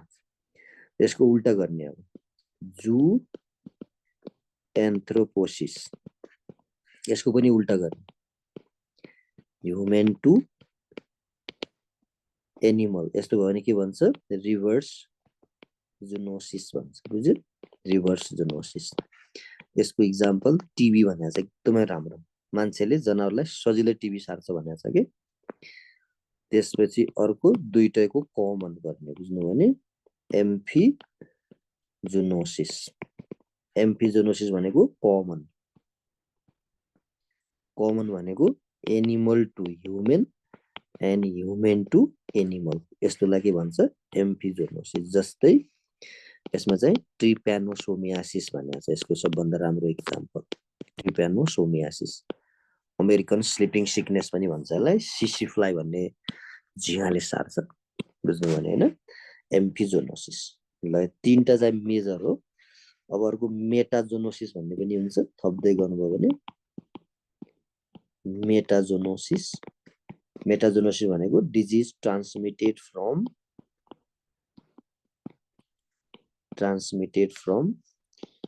इन्भर्टिब्रेट एनिमल, इन्भर्टिब्रेट एनिमल। ल यति याद गरे हुन्छ। यो कहिलेकाहीँ एमसीक्यू पनि आउन सक्छ है, इन्भर्टिब्रेट एनिमलबाट आयो भने के भन्छौ भनेर मेटाजोनोसिस। जस्तै के हुन्छ प्लेग, एकदमै राम्रो इक्जाम्पल। उपियाँ त इन्भर्टिब्रेट हो नि त, बुझिने हैन, यस्तोलाई हामी मेटाजोनोसिस भनेर भन्छौँ है। जोनोसिस भनेर सर्ट नोट पनि आइदिन सक्छ कि। अर्को चाहिँ साइक्लोजोनोसिस भन्ने हुन्छ, साइक्लोजोनोसिस। मेटा, एम्फी, जुएन्थ्रो, एन्थ्रोपो र साइक्लो। स्प्यारो पनि भन्छ, यति मेटाजोनोसिसमा साइक्लोसम्म जाउँला लास्ट। साइक्लोजोनोसिस भनेको दुईवटा भर्टिब्रेट होस्ट चाहिन्छ है, 2 vertebrate hosts are required for disease transmission. कुनै रोग सार्नको लागि दुईवटा भर्टिब्रेट होस्ट चाहिन्छ भने त्यसलाई हामी साइक्लोजोनोसिस भनेर भन्छौँ। दुईवटा होस्ट चाहिने के छ? सबभन्दा राम्रो इक्जाम्पल टेनियासिस। टेनियासिसमा के हुन्छ? टेनियासिसको लाइफ साइकल दुईटा, एउटा ह्युमन हुन्छ, ह्युमन पनि भर्टिब्रेट हो, अर्को चाहिँ के हुन्छ? पिग्स, यो पनि भर्टिब्रेट हो। बुझ्नु हो? यस्तो कन्डिसन। टेनियासोलियम मान्छेबाट पिगमा जान्छ, पिगबाट मान्छेमा आउँछ। लाइफ साइकल यसरी हुन्छ भने यस्तोलाई हामी के भन्छौँ? त्यस्तो बेलामा साइक्लोजोनोटिक भन्ने। टेनियासिस घोकेर राखेको हुन्छ है। टेनियासिस कस्तो रोग हो भनेर एकदमै सोध्न सक्छ। अप्सनमा यिनीहरू नै राख्ने, यो जति राखेको भयो। बुझ्यो? ल, यसमा एउटा वान हेल्थ एप्रोच भन्ने छ हैन, कहिलेकाहीँ एक्जाममा क्वेसन आउन सक्छ। वान हेल्थ एप्रोच जोनोटिकमा युज हुन्छ कि approach is used for prevention of zoonotic diseases. यो चाहिँ कहिनेर नोट भनेर राखेको हुन्छ तपाईहरुलाई।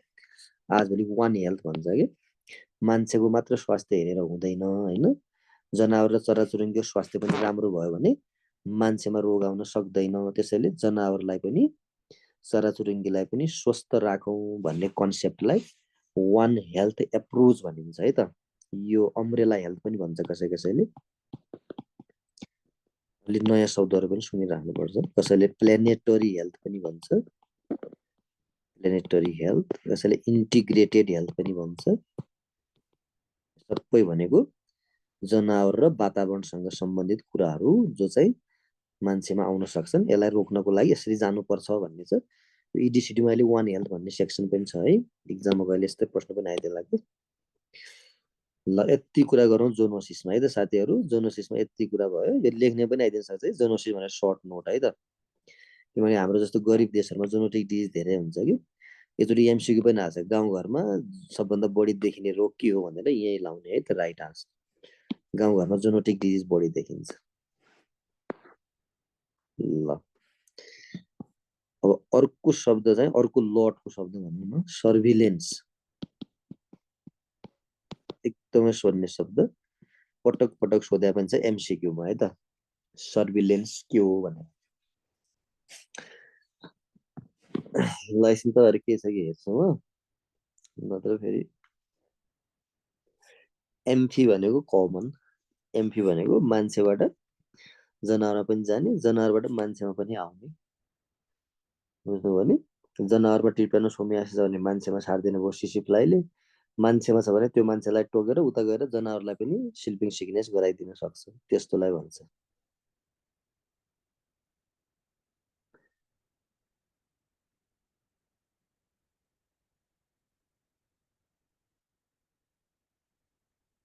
ल साथीहरु, यस्तै गरौँ है त। लीड टाइम भन्ने पनि हुन्छ, नपढ्यो भने खासै इम्पोर्टेन्ट छैन है त।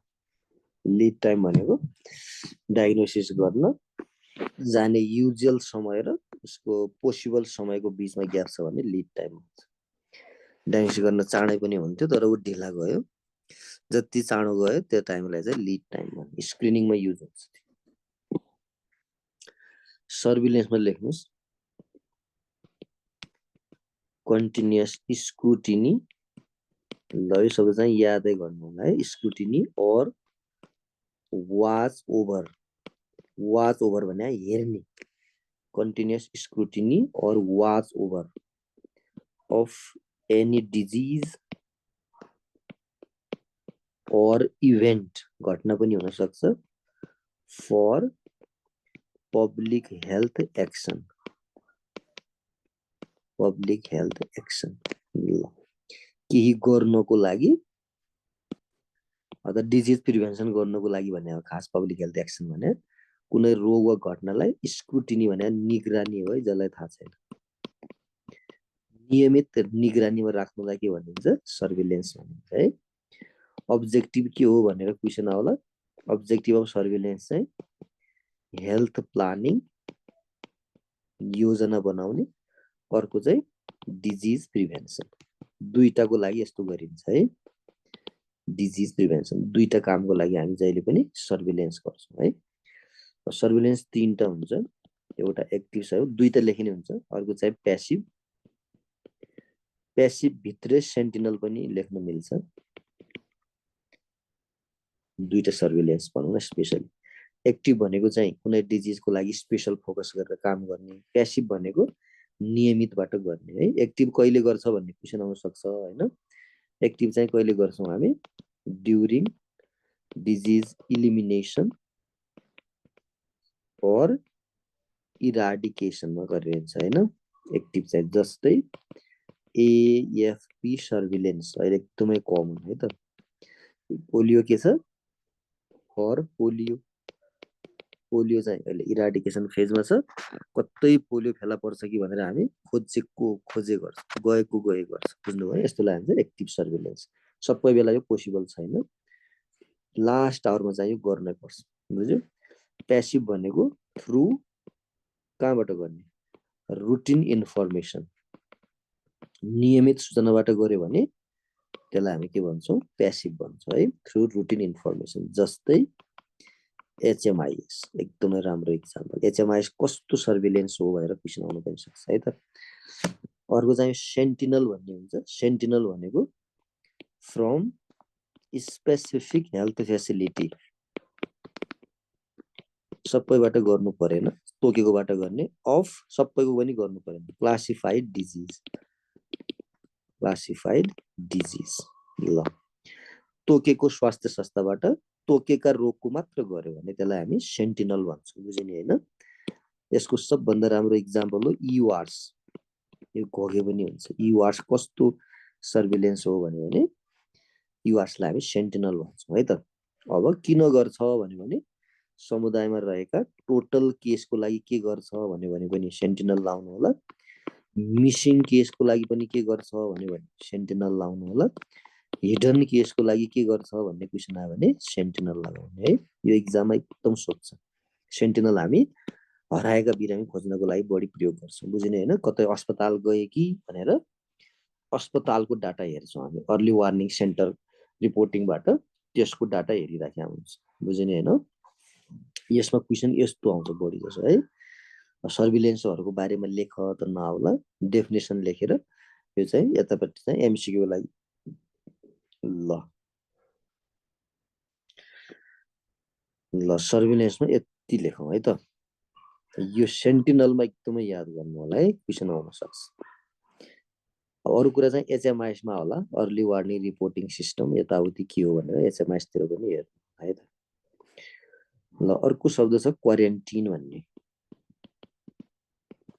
क्वारेन्टिन पनि एक किसिमको सर्भिलेन्सै भन्छ आजभोलि चाहिँ है। तर यसमा हामी खोजी कतै बिरामी आइरहेछन् कि भनेर नाकाहरूमा एयरपोर्टमा स्वास्थ्यको टिमै राखेर खोजिराखेका हुन्छौँ कि, त्यसैले यसलाई एक्टिभ सर्भिलेन्स पनि भन्न मिल्छ कहिले काहीँ। ल क्वारेन्टिनको परिभाषा लेखौँ त। रेस्ट्रिक्सन, यो शब्द यादै गर्ने है। Restriction of movement of any animal or human which are suspected, रोगी हैन नै यिनीहरू, suspected to disease, रोगीका शंका गरिएका है। अप टु कहिलेसम्म भन्यो भने म्याक्सिमम इन्क्युबेसन पिरियड, यति शब्द चाहिँ याद हुनुपर्छ है। एउटा रेस्ट्रिक्सन भन्ने शब्द नबिर्सिनु होला, अर्को भनेको चाहिँ सस्पेक्टेड भन्ने शब्द, अर्को चाहिँ यो कहिलेसम्म गर्छ। यो त क्वेसनै आछ बुटवलमा, क्वारेन्टिन कहिलेसम्म गर्छ भनेर सोधेको छ, यो हुन्छ है म्याक्सिमम इन्क्युबेसन पिरियडसम्म गर्छ। तिनीहरूलाई हिडडुल गर्न नदिने हो है। भनेपछि यो के भयो, बिरामी मान्छे कतै आइरहेछ कि भनेर हिडडुलै गर्न दिएन, खोजी भने एक्टिभ भने पनि हुन्छ है। अल्सो कल्ड, कल त नभने पनि हुन्छ, अल्सो पार्ट अफ है एक्टिभ सर्भिलेन्स, खोज्दै हिँड्ने, बुझ्यो नि हैन। अर्को चाहिँ क्वारेन्टिन किन गर्छ भने क्वेसन आउला, टु प्रिभेन्ट एक्जोटिक डिजिज, यो चाहिँ यादै गर्नु होला है। एक्जोटिक डिजिज भनेर थाहा छ नि, इम्पोर्टेड भन्छौँ कि हामी। अर्को देशबाट रोग नआओस् भनेर हामीले क्वारेन्टाइन गर्नै पर्छ है, सबैको गर्दैन, एकदमै public health emergency of international concern भनेर, जस्तो अहिले यामपक्स, मङ्की पक्सको लागि गर्नै पर्यो कि एयरपोर्टमा अब शङ्कास्पद बिरामी त्यो देशबाट कहीँ आउटब्रेक भएको देशबाट आयो भने हामी रेस्ट्रिक्ट गर्छौँ, त्यसलाई आइसोलेट गरिदिनु पर्यो भन्छ, बुझ्नुभयो नि। फर्स्ट टाइम कहाँ युज भएको थियो भन्ने क्वेसन आउन सक्छ। फर्स्ट टाइम युज इन कहाँ भएको थियो ल भन्नुहोस् त, प्लेगमा है। ल first time use in plague, त्यतिखेर के गर्थ्यो, 40 डेज रेस्ट्रिक्सन गर्थ्यो। ल 40 डेज रेस्ट्रिक्सन, 40 दिनसम्म कोही पनि जान नदिने गर्थ्यो। त्यतिखेर इन्क्युबेसन पिरियड थाहा थिएन, त्यही भएर हो। आजभोलि चाहिँ इन्क्युबेसन पिरियड थाहा भयो हुनाले त्यस्तो 40 दिन रोक्नु चाहिँ पर्दैन, बुझ्यो।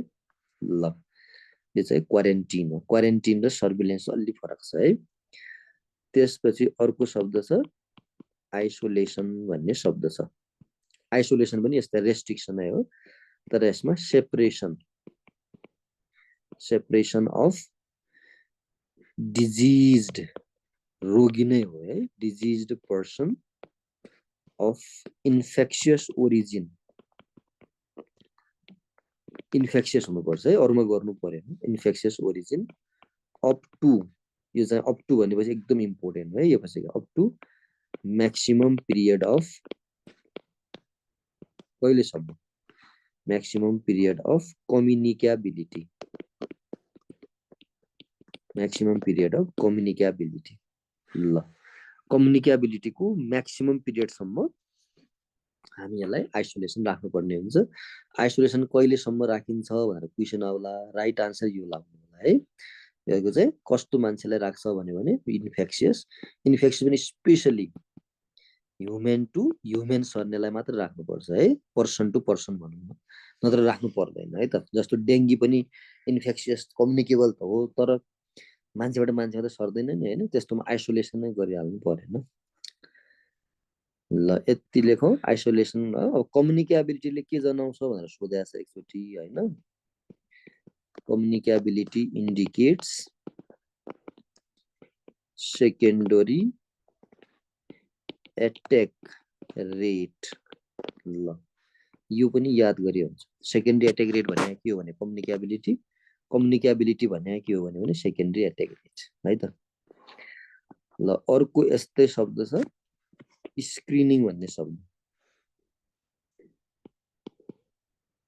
स्क्रिनिङ, ल यो पनि लेख्ने गरी पनि आइदिन सक्छ है कहिलेकाहीँ। स्क्रिनिङ भने के हो, स्क्रिनिङ भनेको जहिले पनि चाँडै थाहा पाउनलाई स्क्रिनिङ भन्छ है।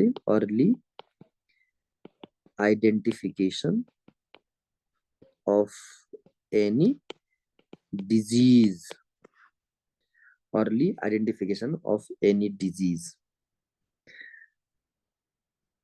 by using test, any epidemiological test, epidemiological test in an कसमा त apparently healthy population।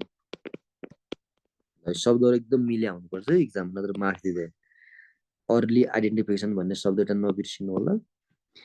अर्को चाहिँ कुनै एउटा टेस्टको प्रयोग गरेर एपिडेमियोलोजिकल नखेले पनि हुन्छ। एउटा यो मेन शब्द एपेरेन्टली हेल्दी पपुलेसन लेख्नु भएन भने तपाईँले स्क्रिनिङको परिभाषै कम्प्लिट हुँदैन। स्क्रिनिङ कसमा गरिन्छ भनेर एमसिक्यू आउँछ है, यो एकदमै याद गर्ने।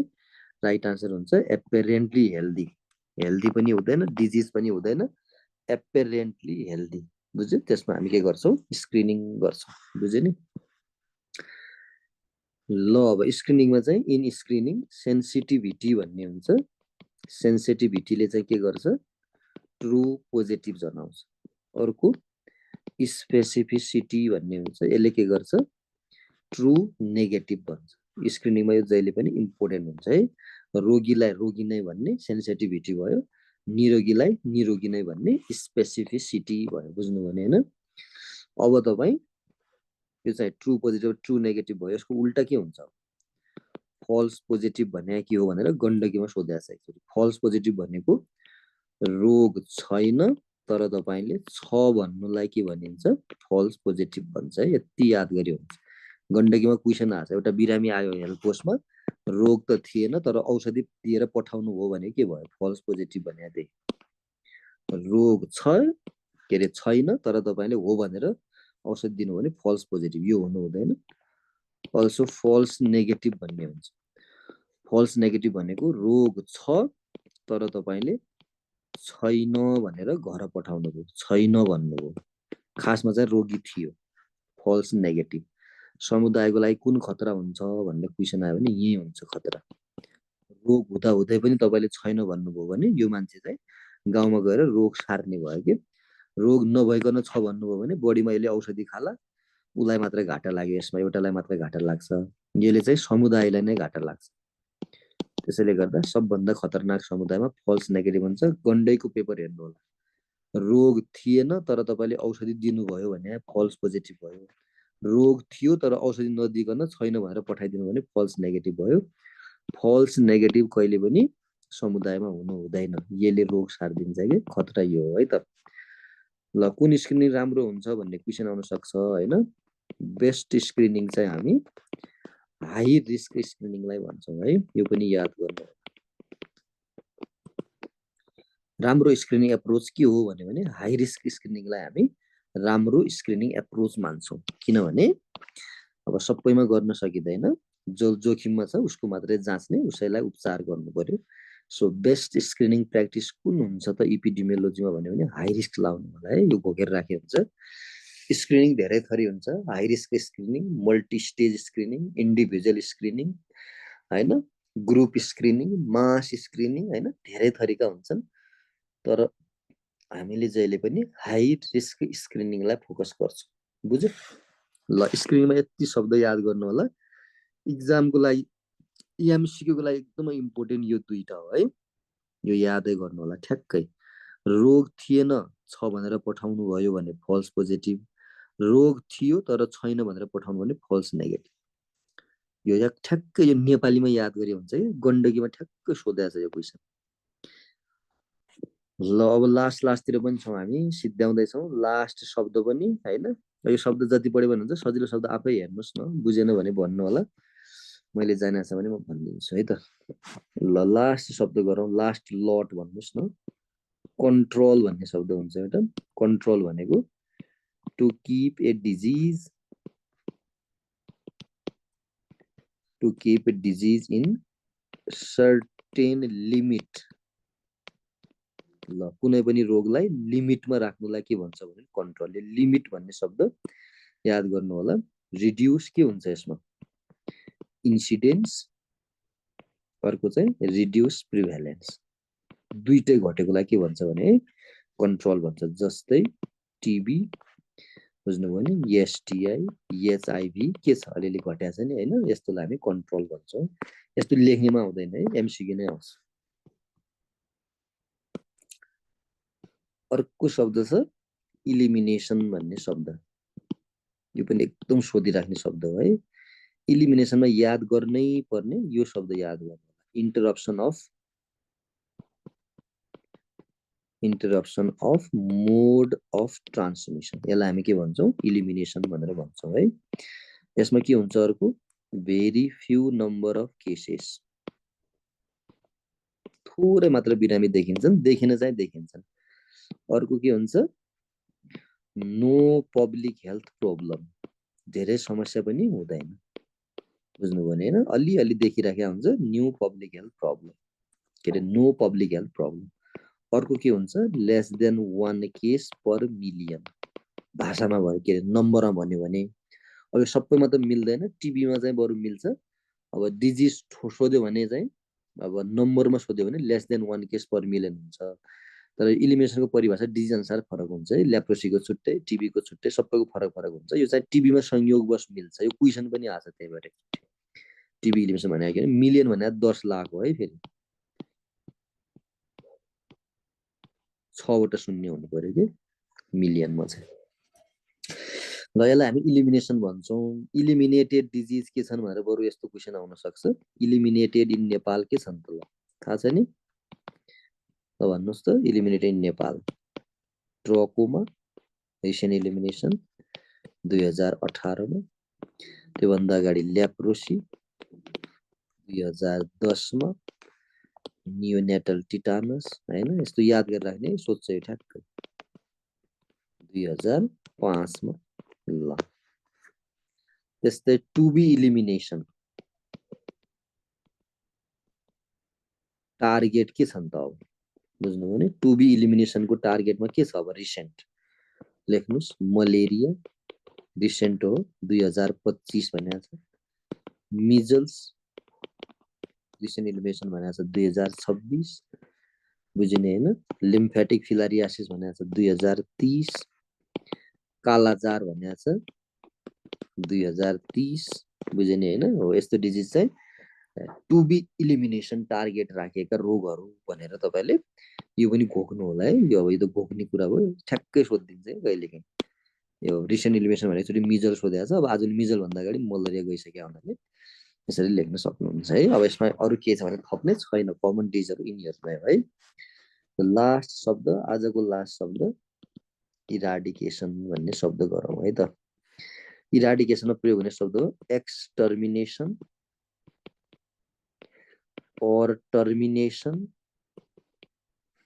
or root out यस्ता शब्द युज हुन्छ है यसमा। root out of any disease कसरी ग्लोबली।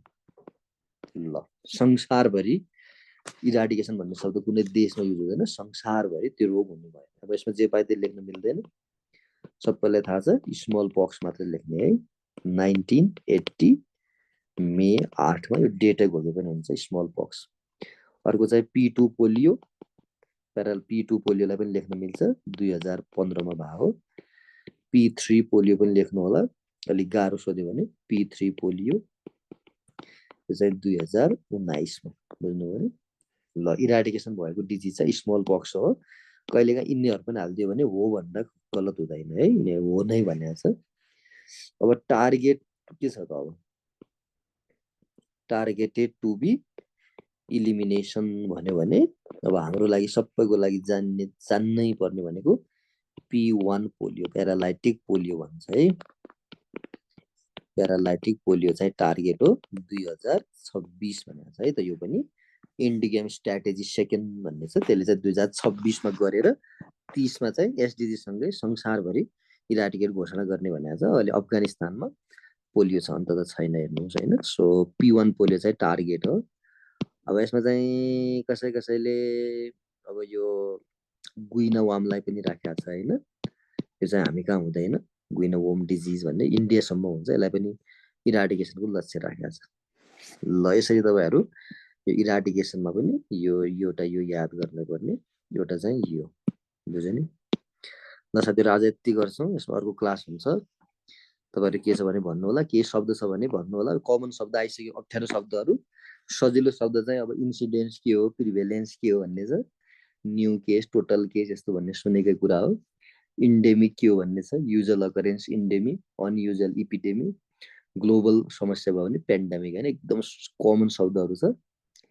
अब तपाईहरुलाई अब यस्तो सजिलो शब्दहरु लगभग हामीले के रे अप्ठ्यारो शब्दहरु सिक्दैसक्यौं। त्यो त धेरै छ अझै हैन। यतिमा रोकौं, अरु के छ भने भन्नु होला है त।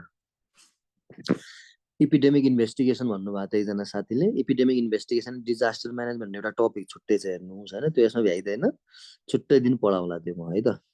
डिजिज पढिसकेपछि त्यो पढाइदिन्छु म, अनि लास्टमा सजिलो पनि हुन्छ कि। Epidemic investigation and disaster management भन्ने टपिक चाहिँ यसमा नराखौं।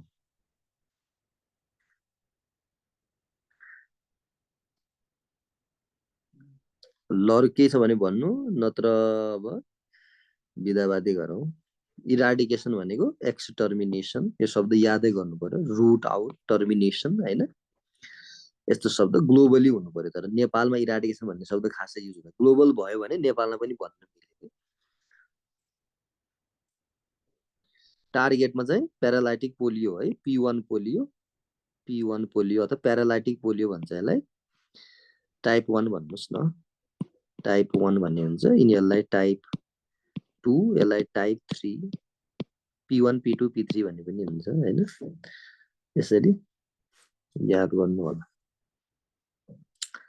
जेनेरेसन टाइम र भेरिएन्समा भेरिएन्स भने त जेनेरेसन टाइमसँग मिल्दैन नि भेरिएन्स भने चाहिँ एकदमै सिभियर बिरामी हुनु हो जेनेरेसन टाइम भनेको सिभियर बिरामी हुँदासम्मको समय ग्लोबल नै हुन्छ इराडिकेसन जहिले पनि ग्लोबल हुन्छ P1 हैन कि P2 र P3 P1 हैन है फेरि यो 2 हो यो 1 त यहाँ चाहिँ P2 र P3 ग्लोबलै हो जहिले पनि हुने यो ग्लोबलै हुन्छ इराडिकेसन कहिले पनि कुनै देश भन्ने हुँदैन त्यो देशको मान्छे हाम्रो देशमा आयो भने कसरी इराडिकेसन भन्ने हो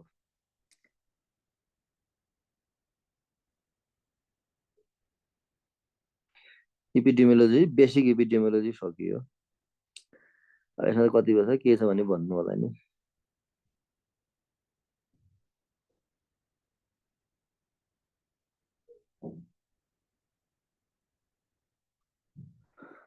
टार्गेट अफ यो भन्नु भयो यहाँनिर इलिमिनेसन भएर रहेछ इलिमिनेसन हैन हिटिङै इराडिकेसन छ नि हैन टार्गेट अफ इराडिकेसन भन्नुस् न सरी है यहाँनिर यो मिस्टेक भएर रहेछ यो हेडिङै इराडिकेसन हो कि इलिमिनेसन त हाम्रो यही सकिसक्यो इराडिकेसन लक्ष्य राखेको भने एउटा मात्र प्यारालाइटिक पोलियो हैन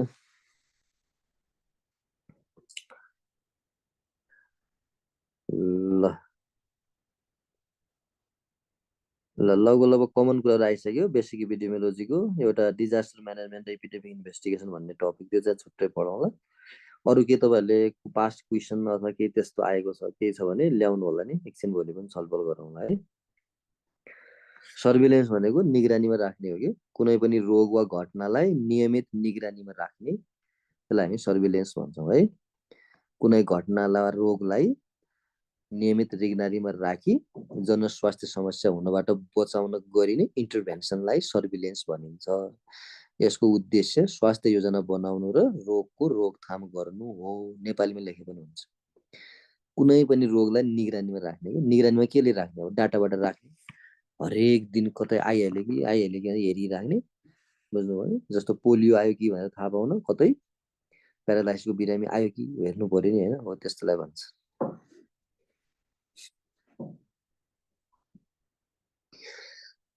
शरीर बाहिर त जे पनि रहिहाल्छ नि के रहँदैन शरीर बाहिर भन्नुहोस् सबै रहन्छ नि शरीर बाहिर रङसँग मतलब भनेर रोग कहाँ गराउँछ भन्ने मान्छेमा मात्र गराउँछ भने अब्लिगेट भयो शरीर बाहिर त के रहँदैन र संसारमै शरीर बाहिर त हुन्छ नि संसारभरिका जति पनि माइक्रो अर्गानिजम सब शरीर बाहिरै छ